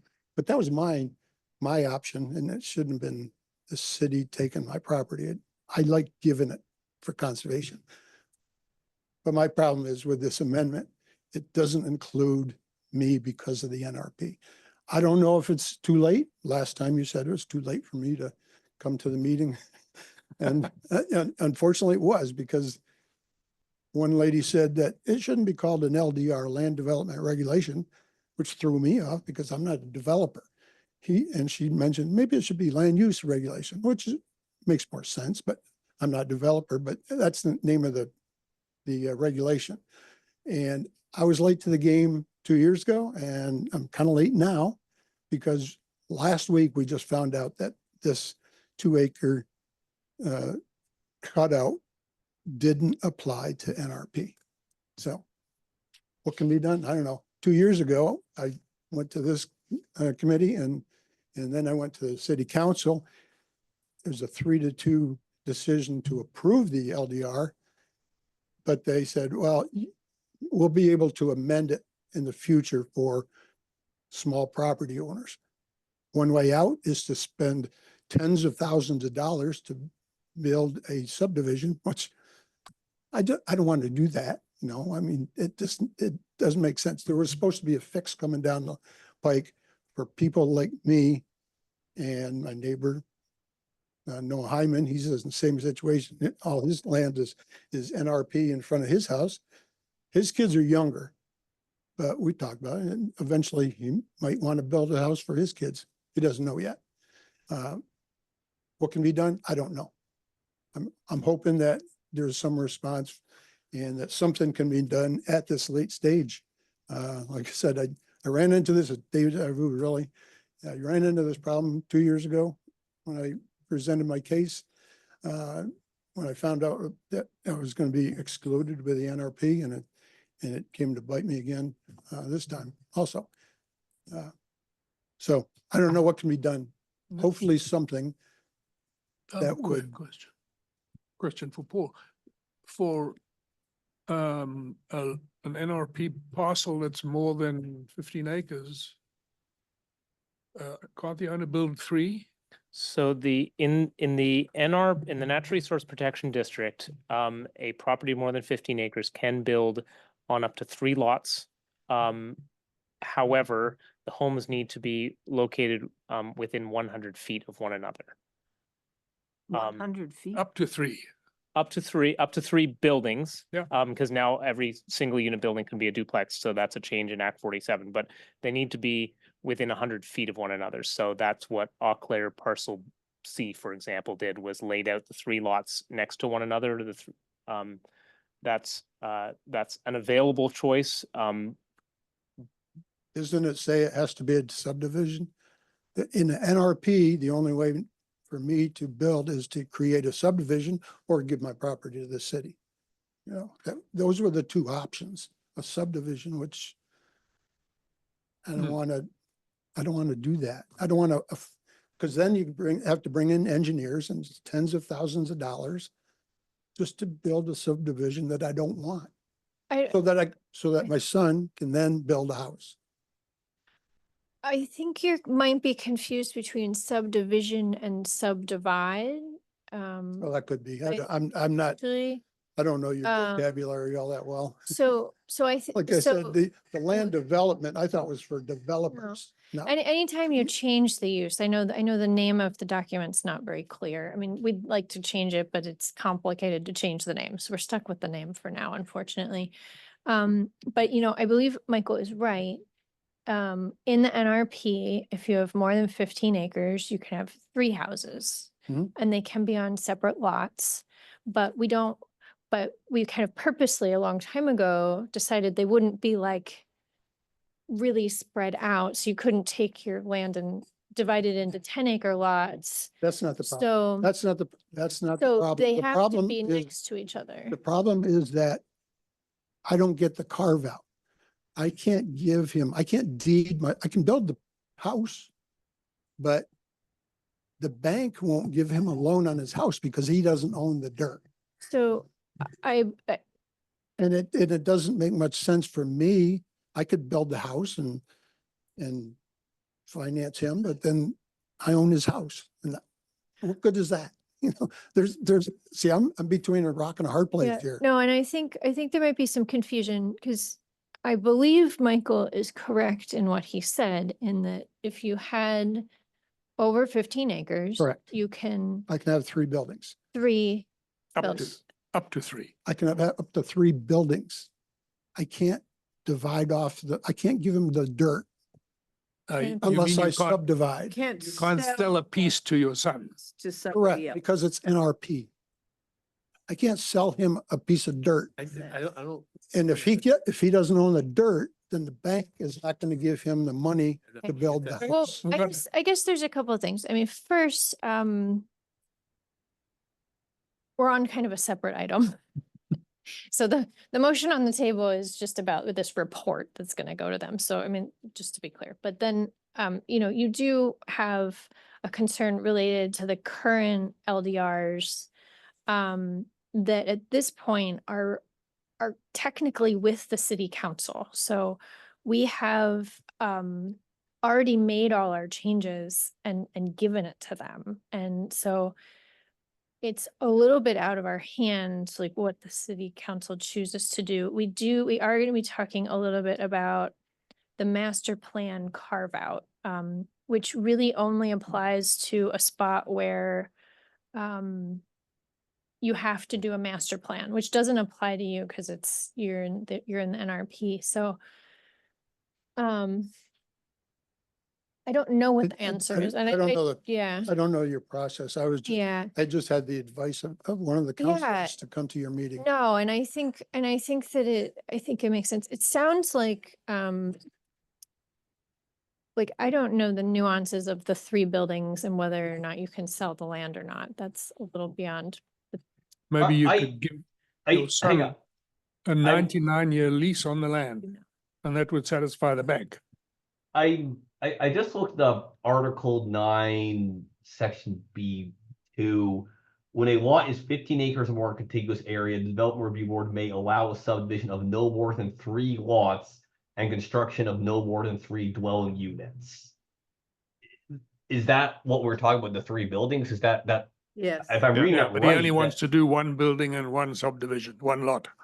But does it say anything about selling the property? I mean, it's a subdivision Well, of who 3 in the world lots. would build 3 more houses just to own them? Colin, you said it says lots. I mean, I feel like this is kind of a nuance of the language. I mean, what Colin just read is that you could create 3 lots. Yeah, I And- haven't read the entire thing And through. I'm any just Googling it. individual lot can have a different owner. So I don't understand. Is that right? Paul? That's not, They- according to There's Paul, that's limits not- on how close they need to be. But you know, you have enough land to have the 2 buildings or 2. Yeah, I've got this much space. My house is here and your regulations wants the other house right here, 100 feet. So from what it. you're saying is you don't Oh, like you- the fact that it has to be so close to your Well, actually, the house. septic is over here. Because that's actually a different Gotta issue. put the house here and run the septic over to there. So I think we've determined you can have a separate lot Yeah. for your son. You can create a separate lot that he could own. No, I can't, according No, to I think regulations will not allow me to have a separate lot unless I do a subdivision, which would, again, cost me tens of thousands of dollars to do subdividing. I can't just, the amendment has a carve out for No, non-NRP people. For but some reason. It doesn't it- apply. to me. anytime that you create another lot, it's called a subdivision. That's just the word. You're subdividing into 2 properties. And when you do that, there are some fees associated with that to like have it surveyed, you know, a title, having the official, like the map of it, the plat go and get recorded. So, I mean, those fees would happen anytime anyone, even if you did a problem. master plan carve out, anytime you're creating 2 lots, there's that kind of process that you go through. Whether there's a carve out, like the carve out for the master plan is kind of a different thing. It's just, the idea is that a small portion of the land wouldn't have to go through all of the regulations that it would have had to do of the master plan. What you're talking about, anytime you would take a piece of land and create more than 1 lot, that's called a subdivision, and it does What if you require, just build extra houses on your property? Is that a subdivision?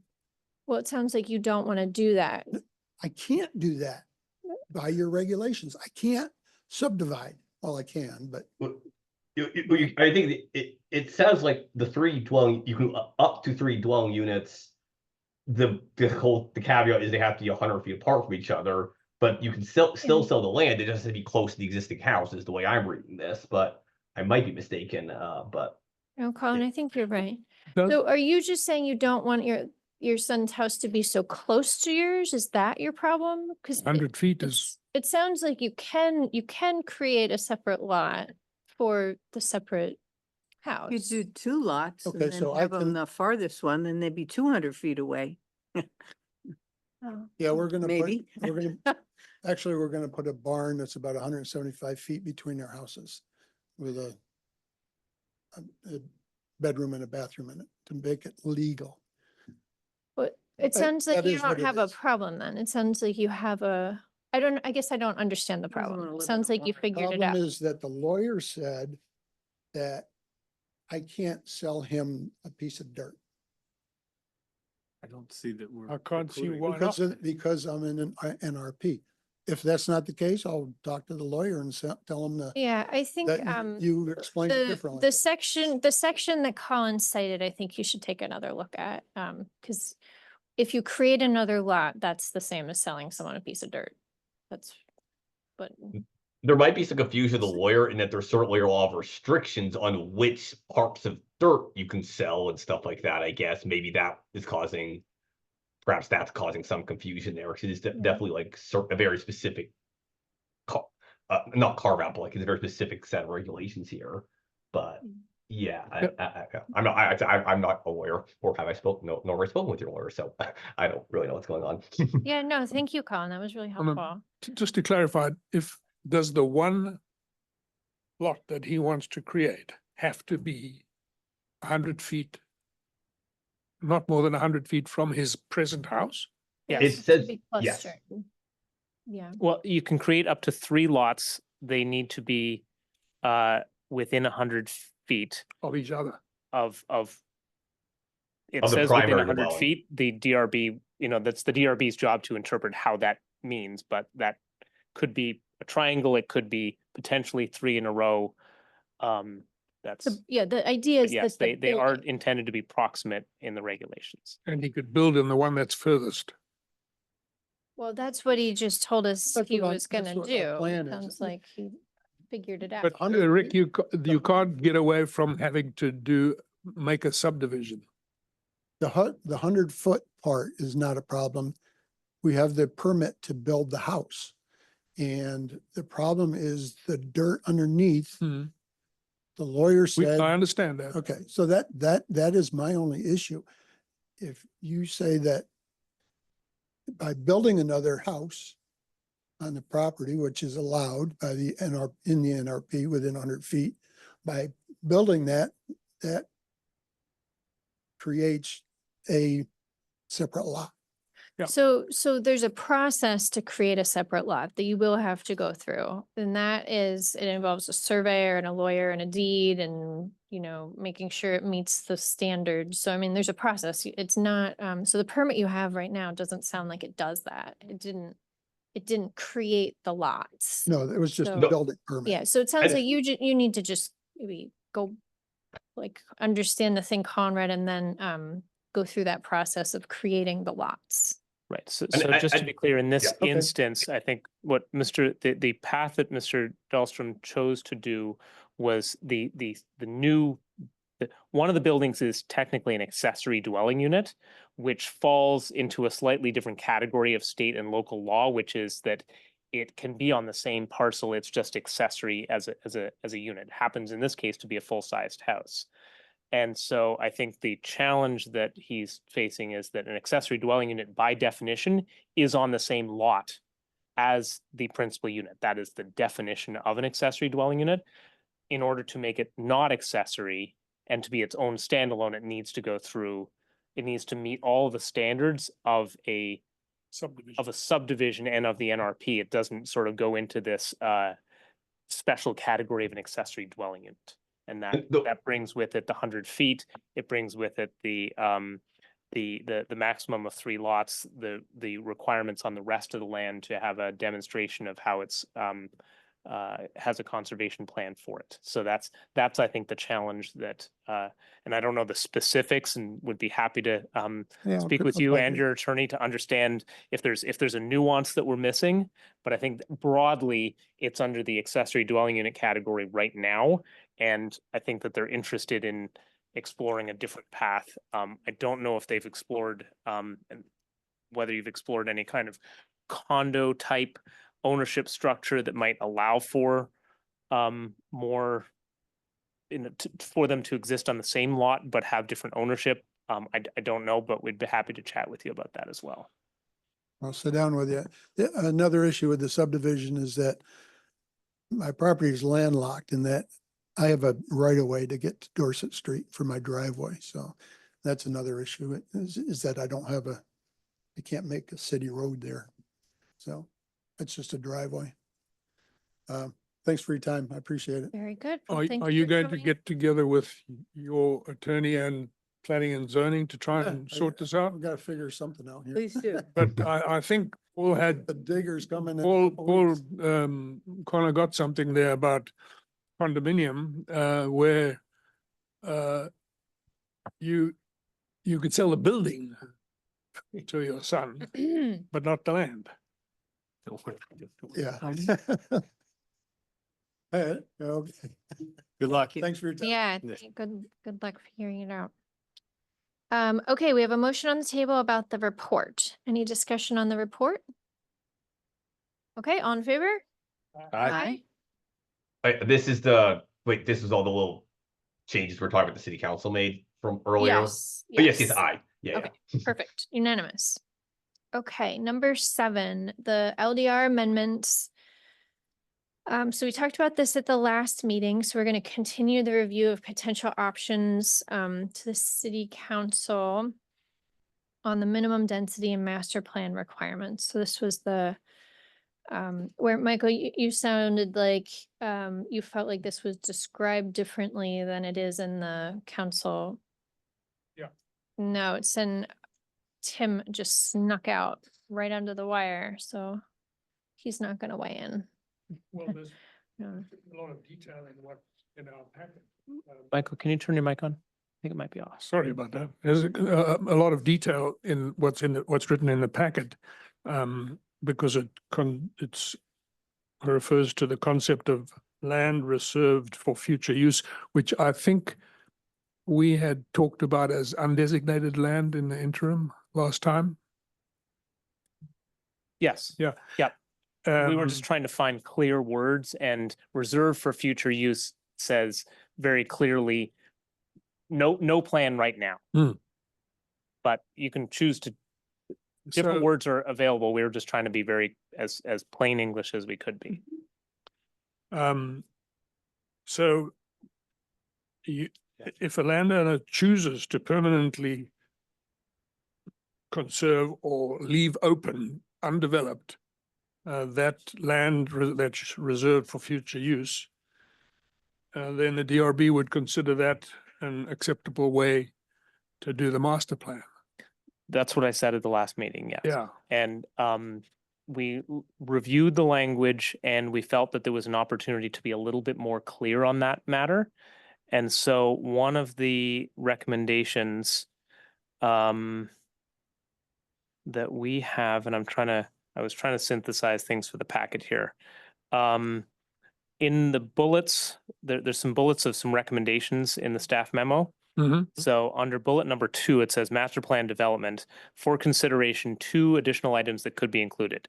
1, show any land to be conveyed as dedicated open space to the city or a land trust.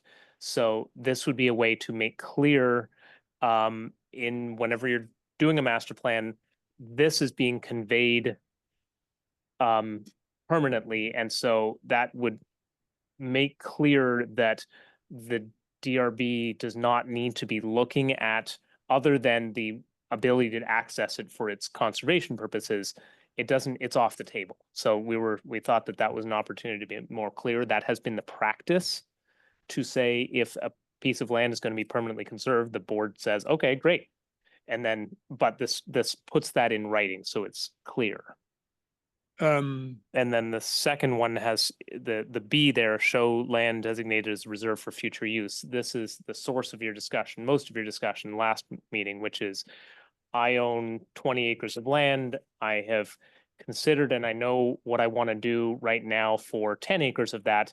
10 acres of it, I'm not prepared to make a decision on right now. I don't want to go through the expenditure of master planning it. And that was your discussion about what is it, what is appropriate to require for that, mhm. for the 10 acres that they're not ready to do a thorough planning on. So our recommendations or the ideas that we came up with based on your discussion last time was to give two options, and perhaps those two options are not just options for council, but perhaps developer options. The first of those, Not develop a landowner option. landowner option, excuse me, or applicant option, I'll say even more so, Okay. because it's not even always the landowner. The first one would be demonstrate that the future development potential of the area being reserved is not diminished. So that could, in some cases, be a really simple case. So there could be a case, for example, let's say I had a 12-acre parcel and I wanted to build on 4 of it. Those 4 are on one side of a big wetland complex and the remaining 8 are on the other side of a wetland complex. In this instance, the applicant could simply say, I'm not touching everything east of the wetland. Nothing is being diminished about its ability to be built because the wetland is already the barrier. So whatever I do on these 4 has no bearing on the other 8. And that might be the end of the conversation. So that's why we thought that could be a really simple way to do it. The second option in there would be what we're proposing to call an illustrative plan. And we've been tweaking the words even since what went out in your packet, but basically show in a bubble diagram where you would show the rights of way for roads, and then where your hazards are from the mapping that exists, and then a feasible bubble diagram of housing, civic space, stormwater. Can I draw the bubble diagram myself? Just freehand? Well, I mean, it would still have to be on a map that's to scale. I mean, So it would need to be, if you're doing a subdivision, you've already hired an engineer. So you would need some level of scale associated with it, but the use of the word bubble diagram, and we've actually updated feasible. We thought maybe there's a slightly better word that we could use, which was instead of feasible layout, it would be a feasible arrangement. To basically just show that you're not creating something silly. If what you're retaining and saying for future use is 73 feet wide by 900 feet long, there's no way to build that appropriately. And so, rather than sort of create odd slices, this is a check against that.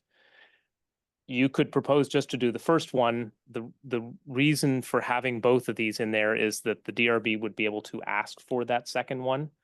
And the reason that we think that's important is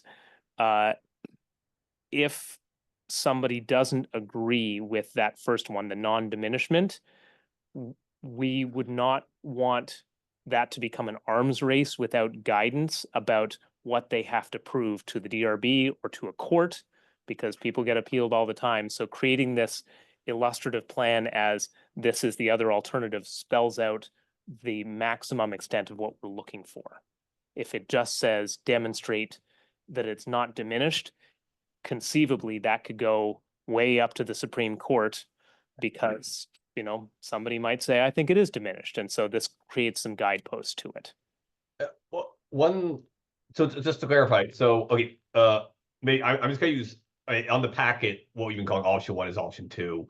Right. I apologize. The simple option, like the simple one. Yeah. When you say demonstrate, is that literally as simple as just like, could that be a paragraph in writing? Like, or is that just a simpler engineering plan? I think that the reason in this one specific instance, can you put that up on the screen. In this instance, our thinking was make it really simple, because depending on the circumstance, it might be really simple. Maybe there is a railway dividing the property in two. And so saying it's not diminished can be really, really simple.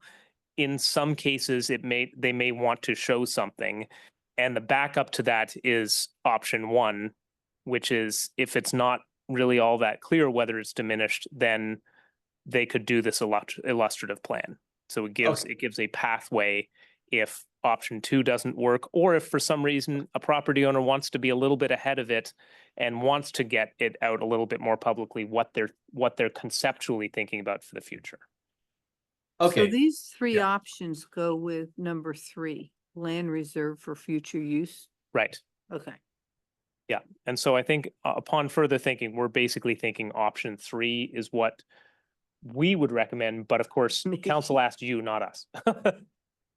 Sure, they'll ask us too. They could try option 2 in cases where it's fairly straightforward, that would work. Otherwise, if there was some debate, they would go to option 1, or the DRB would say. Right. "You've So got to do initially, when the Or a planning combination. half of our staff was thinking about it, we were thinking of 2 options for council, and then we ran it by our development review staff, and our development review staff said, why don't you give them both as options? And that way, different properties can have different reasons why they might pick one or the other. And there's a backup for the DRB so that they're not having a loosey conversation that winds up in a court case about what does the word diminished mean. And then what is the minimum required to demonstrate? Because if you have to demonstrate that it's accessible, there are a lot of other requirements in the LDRs Right. about So what demonstrating means. You have to show all kinds of things. That's why I made that point that if the land for future use is just designated as such, then and the master plan is done for the portion of the property that the owner or developer wants to develop, you can't do anything with that land for future use for the next 10 years because it's designated as the landowner or developer does not want to develop it. So certainly, Michael, another option that this is your recommendation. So another option could be demonstrated that the remaining piece of land has a legal right of access. That is the minimum under the state law. You can't create a parcel that doesn't have a legal right of access. You could leave it at that. It might be a oddly shaped lot, but you could leave it at that if you chose. Or Yeah. the council could. So I like these options. Michael, are you concerned that like somebody wouldn't be allowed to conserve the undeveloped, like this, what are we calling it? Future area reserved for future? I mean, 'cause I They think could. somebody could conserve something at any time. It doesn't Yes. matter if it's in a master plan or not. They could conserve it, but with some kind of conservation easement. Yeah, so the only thing that 10 years is really just about if somebody wants to put more stuff on it, like more buildings or more roads. That's Like- when they would have to come back in and amend their master plan. But if they're just gonna continue, The master plan doesn't cover those additional undeveloped land. It only covers the part Right. of the, right, and as long as you're not trying to build more stuff on it, it just stays the way it is forever. You don't need to renew the master plan or. Until you sell it. I mean, if you sold the property, then the No longer new developed it. owner could develop it. But Could they then they not? would have to go back in for a new master plan, like, or So like, you so know, somebody got a master plan for part of their property Mhm. and then they sold the property. The decision goes with the land, doesn't matter who owns it. The new owner would be subject to the same, if you did this 10-year thing, they would not be eligible to make use of it for 10 years to build on the remaining portion of it. Right. The reason for the 10 years is if there's not the 10 years, and it's not a perfect tool, but if there's not the 10 years, then there's not really much value to a master plan at all, because somebody could just come in, say, I want to add 1 more acre, 2 more acres, 1 more acre after that, 3 more acres. So unless there's something that's sort of an incentive to either plan or not plan. Well, you know, But Michael, my thought was that you were concerned about it being onerous on the property owner. Isn't that what the basis of this was? You were concerned about them having to do a master plan on land that they weren't going to do it anything was, with right yes, that's now. one of my concerns. Yeah. Yeah. So it looks like, I mean, the illustrative plan, how detailed, how onerous is that? Is it? Well, is it the whole point though we just suggested is that now we have option 2, not everyone, like it's the illustrated plan, which is a bit more onerous. I mean, not quite as bad as the master plan, but it's still a bit complicated. No, the hope is that a lot of people won't need to use it at all. I agree with the 2 options. I think they're good. I'm wondering what Right. you have So an objection to All this? the landowner has to do is there's a statutory requirement to show that there's, what was the terminology you used? Paul? Reserve. No, That there's a legal right of access. Legal right of That's an access. option too, but that could paint the property into a corner. What don't you like about option 2? It seems pretty simple. Like, it's, tell me what it means by shall demonstrate. well, I think it means you can get there and it's like a reasonable size, like, you know, in shape. Like you would That's just. not going to be good enough for the DRB. Why not? Well, you try. It's telling the DRB what you just said. I think that Paul raised the example of a property that's pretty straightforward. Got a wetland down the middle, you're gonna develop this side, you're not gonna develop this side. Mhm. That's something where option 2 works. I think that's the whole point of that. If it's more complicated than that, then you defer to option 1. Would there be some ability, because I do somewhat agree with Michael that shall demonstrate is perhaps intentionally vague, but is very vague. My understanding of Michael's objection is that maybe it does, option 2 will become kind of complicated because shall demonstrate. Is there any way we can add more language to clarify what shall demonstrate means, or does that create more problems than it solves? I think, Colin, that's so. That's already. We've gone around on that one, and I hear the problem, and I think our solution to that problem was option 1. Gotcha. Because So I think as soon as you start defining it more, then you're requiring that submit more. And then it's an unclear what that submittal is. And so that's where we came to option 1, or something like it, gives parameters for defining that. So, you know, I guess we were envisioning that if somebody came to sketch plan to the DRB and said, we are demonstrating it by a wetland dividing it, or by this way, then the board can say, sounds good, or we don't think so. We don't think that you are able to demonstrate it just through your words. Please use option 1. So you have the Because bubble to add words to option 2 basically just brings you to option 1. I If in see. some way that we were trying really hard to find a way that has the minimum requirements. To your question, Duncan, about what does option 1 do? Hazards in level 1, the more you put into it, the more you get out of it, but you could use our city mapping. So the mapping is all there to just show that. The feasible configuration of the street rights of way capable of meeting the requirements of the LDR, that's probably the biggest one.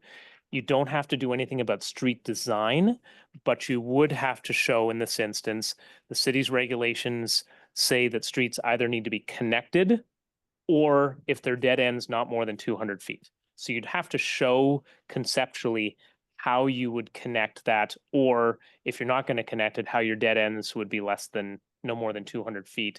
And then the rest of it, you're just doing a bubble diagram, making sure that you've thought about the fact, you know, we could just say a bubble diagram showing the remainder. We've heard from you all that that civic space is an important thing. So we wanted to make sure that from day 1, they're thinking about it. and not having it be the leftover of the last thing that they ever think about. So it's basically, think about 10% to civic space, 5% not at the top of the hill, but at the bottom of the hill for stormwater, and the rest of it that you would be able to achieve the minimum density. Basically, if you're in the low scale neighborhood, you'd say, okay, well, I could put a bunch of fourplexes on quarter acre lots. And you wouldn't have to show the lots, but you just sort of show, here's a 5 acre area.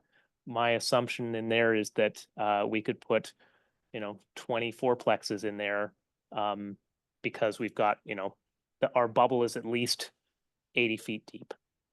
That's what we're thinking about. We're welcoming feedback from you on whether that's the right level, and if it is the right level, are we saying it well? But that's the idea. And again, we're just trying to meet what you are asking and what the council's asking for, so we don't have to do any of these. I guess someone said earlier that, if somebody's going through a master plan and subdivision process, they already have a map. They already have somebody, like a technical person who's like laying this stuff out and knows the rules. Like if you're already doing all that and you have it all set up, this is like a pretty small additional task. Like, I'm just thinking about like my projects. Like once you've got all that stuff in there and in your map, like circling a couple areas and spending 20 minutes thinking about like how the roads connect is not a big deal when it comes down to it. Like you're already doing this whole big plan and printing sheets and had the survey and For the developed area. yeah, for the developed area. It's like just right there. Like it's already all in there. Like this feels like- like a reasonable thing to be asking, especially because we've got this option too, which is like an easy way of doing it. Colin? So just to make sure I understand correctly, there isn't really a situation in which someone would be mulling over these two options in which they haven't already gotten a professional grade map of some of their property. Am I correct? Yeah, it seems pretty unlikely that somebody would be going through any kind of like lot subdivision Well, I guess without, remind me. having some of this already I guess I'm wraps. confused. Was this something that we're going to be using as the whole 2 acre carve out? They might end up in this one? Right. Is So that- Colin, thanks yeah. for bringing that up. That's the other half of this. So Michael, I think you had flagged to the council that in the 2 acre carve out, in the minimum density, which is connected into the carve out because it's still, you have to show for the balance of it in the draft, streets, stormwater, and open spaces. And I think you were concerned through the minimum density that what does stormwater mean? Does that mean designing a stormwater system and things like that? If I'm No, I gathering understood it your as being concern correctly. allowing for it. That. you Right, had- but you were concerned had to about identify it. the level of depth of engineering that would be needed to prove that. So in this draft, Colin, what we're proposing to do is apply these same option 1 and option 2 to 2 different scenarios. A, if you're choosing to have a reserved unbuilt portion of your master plan. B, separate from that, if you choose to do the carve out of your master plan, so you take a 2 acre slice, what do you have to demonstrate for the remaining parcel? So you have a 10 acre parcel, you carve out 2 acres, what do you need to do for the remaining 8? That was one of the other concerns raised. So our suggestion in here is to use these exact same 2 options in either scenario because they're basically the same situation. You're choosing not to build, and rather than have 2 separate sets of standards that kind of sort of are similar, this is where things get really messy with the DRB when they're trying to figure out why there's 2 different sets of standards for similar circumstances. So that would be our proposal, to use the same in both of those scenarios. Let's say I'm the landowner and I'm very concerned about climate change and how it's going to affect future generations, particularly my children and my grandchildren. And I'm a responsible citizen, and I want to mitigate. By keeping open space on my property.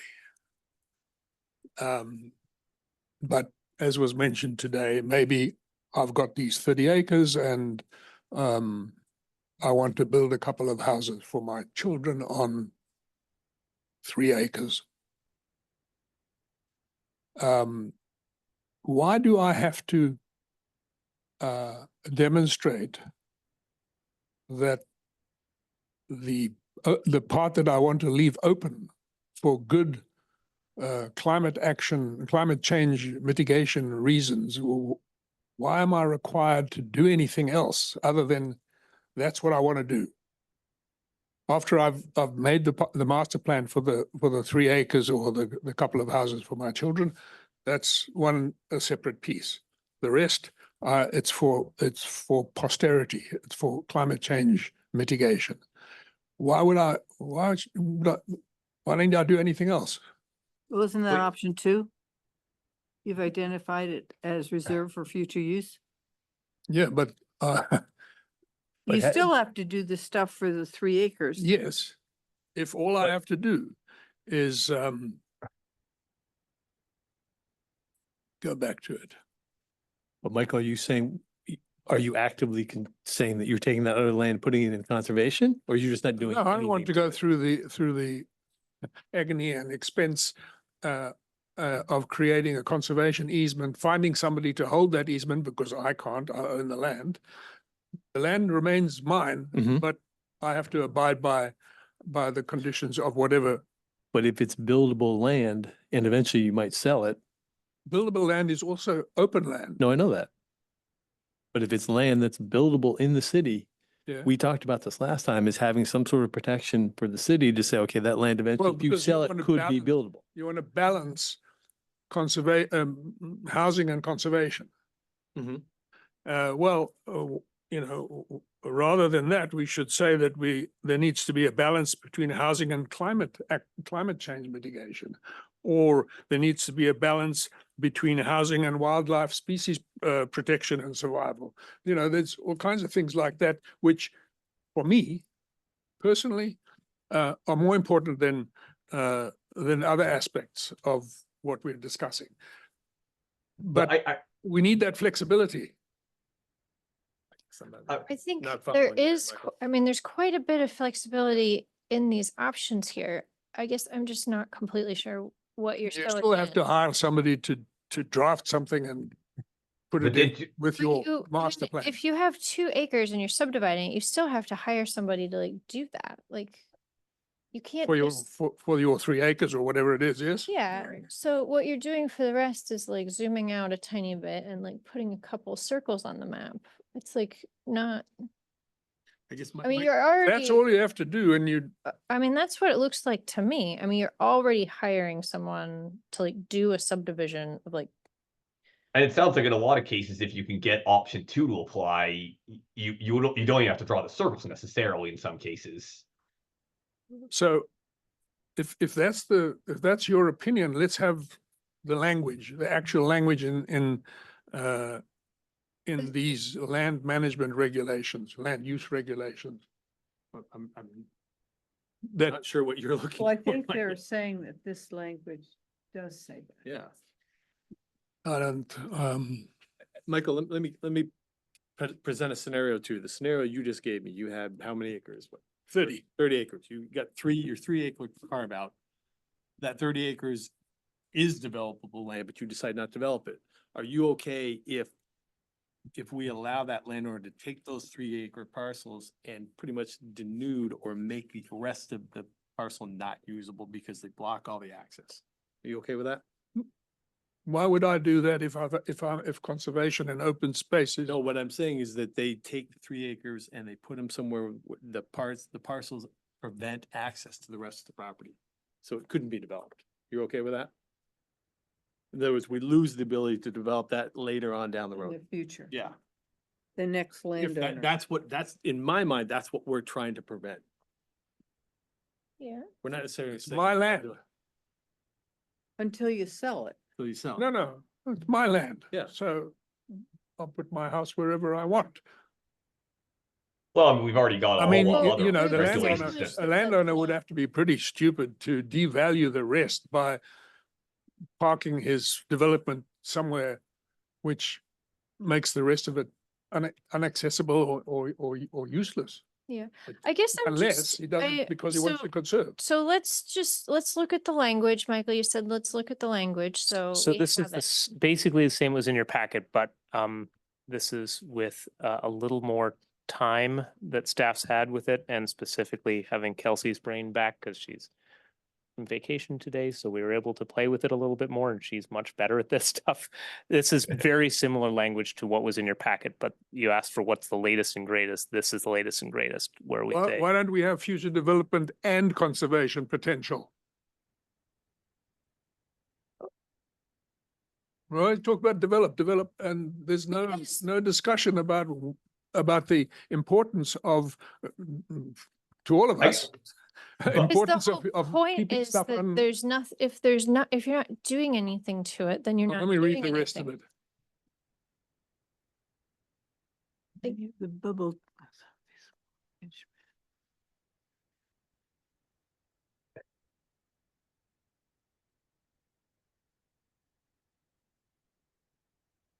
Michael, I feel like you're just being difficult without any reason for it. Yeah, Like, I'm not sure what the your whole point objection is is, Michael. that this applies to a spot that isn't having development on it. So I guess I just don't understand. Or I guess also if If we're a- talking about future conservation potential, why, I guess I'm a little. If you want to conserve it in the future, is your concern that you want to allow people to easily conserve in the future who don't want to conserve it now? Like, is that perhaps the hang up, or? I don't know. Okay, well, let's No. look at the, okay. Go ahead, let's get that up on the Yeah, screen let's again. look at the language. Thank you, Paul.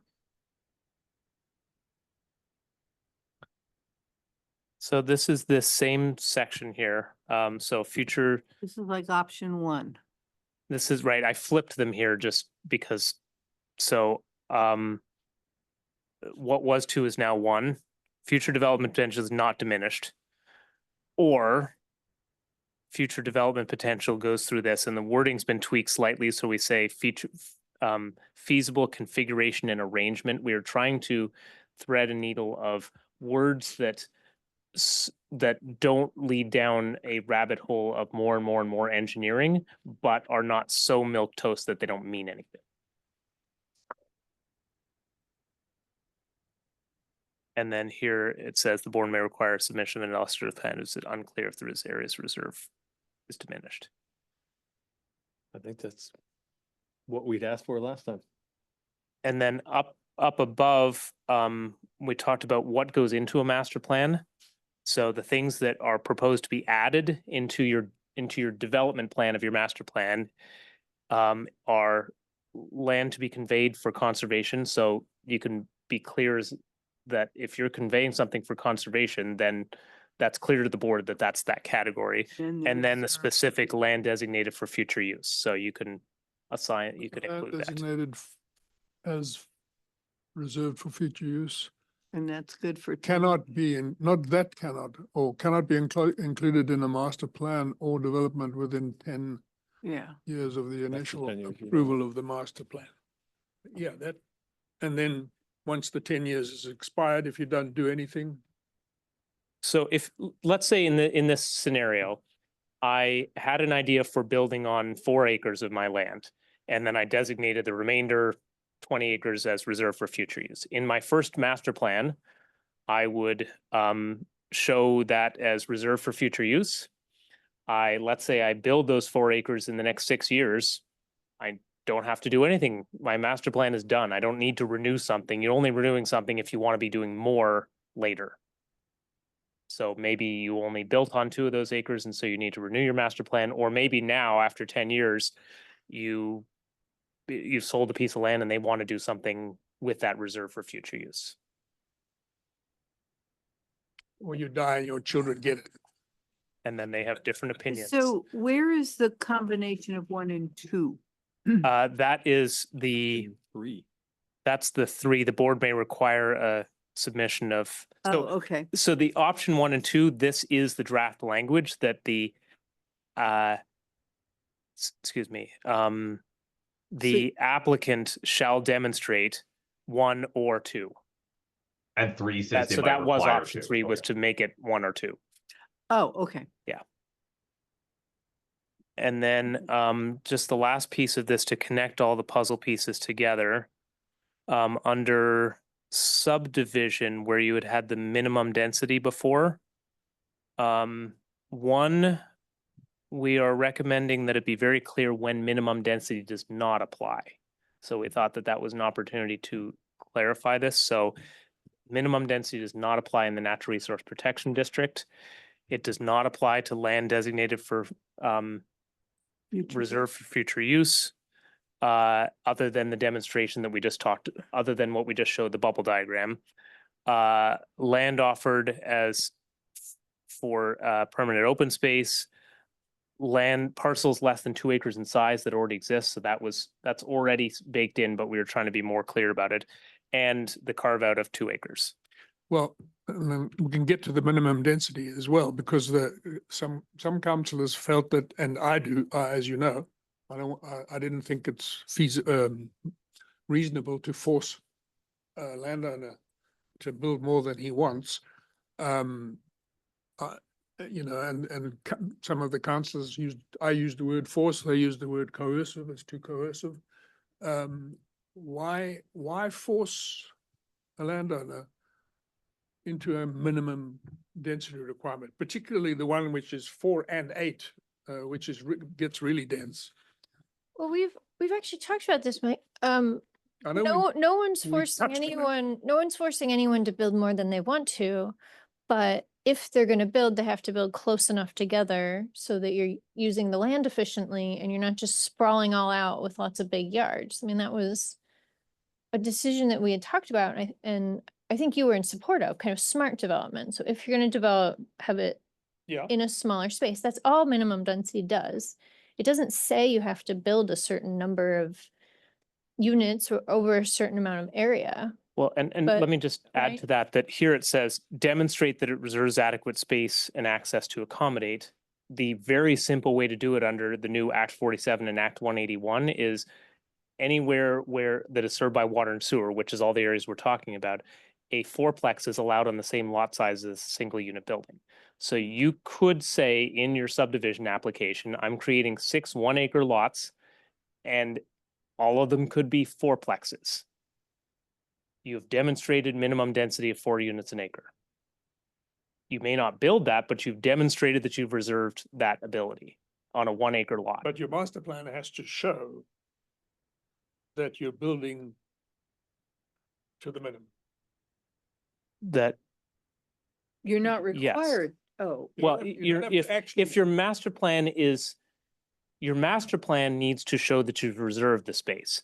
When you actually go to build, then, you know, that's when you, like in your phases, that's when you would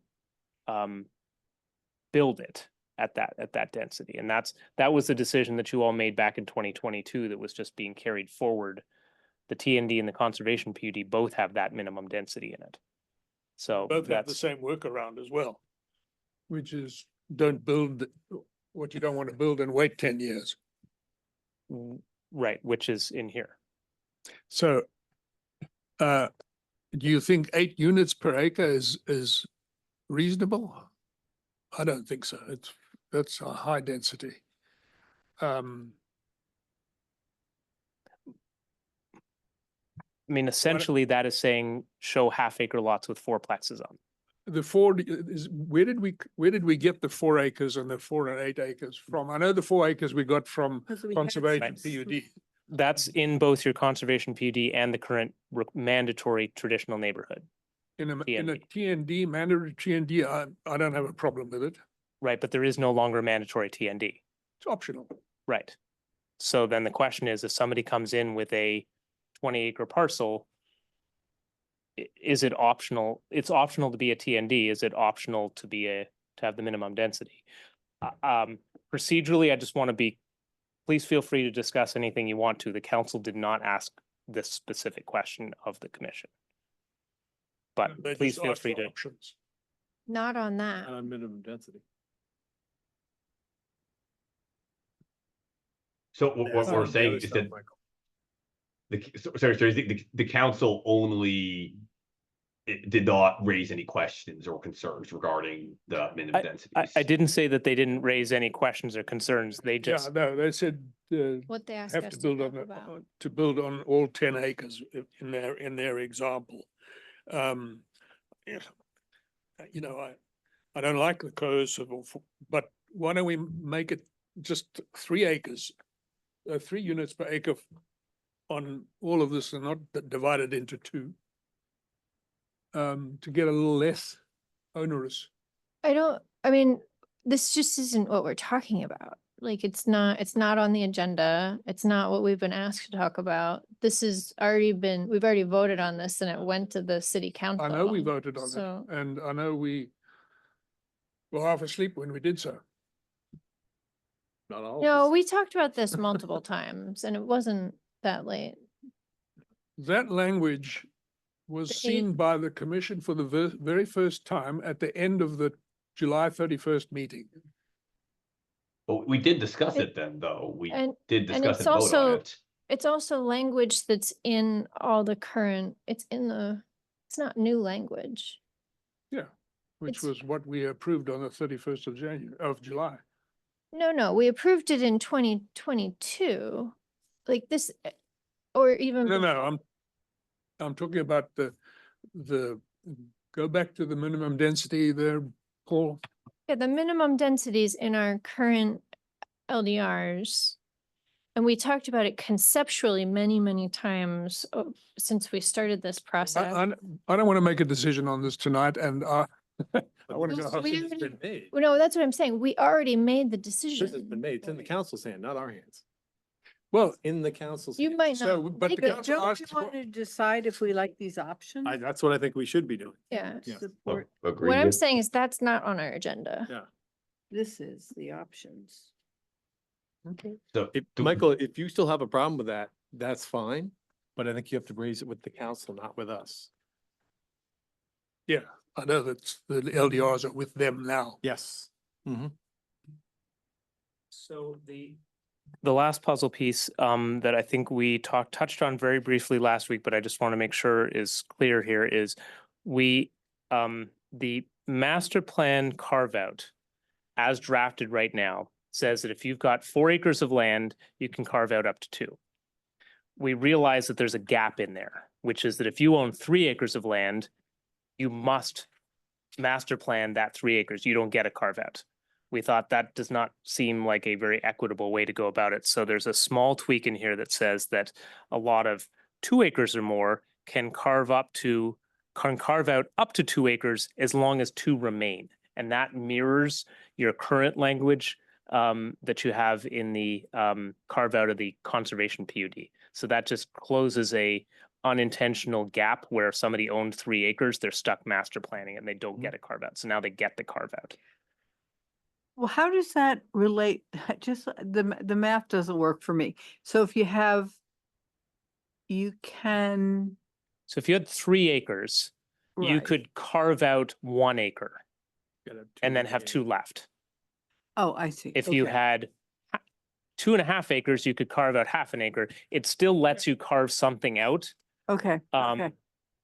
rather than, I was sticking reading with that. doing a master plan. Confusing as it reads, because Like, you can have 2 you acres. can have 2 acres as long as there's 2 other acres, but if you only have 3 acres, that doesn't work. I'm okay with that Yeah, that's new fine. language. Okay.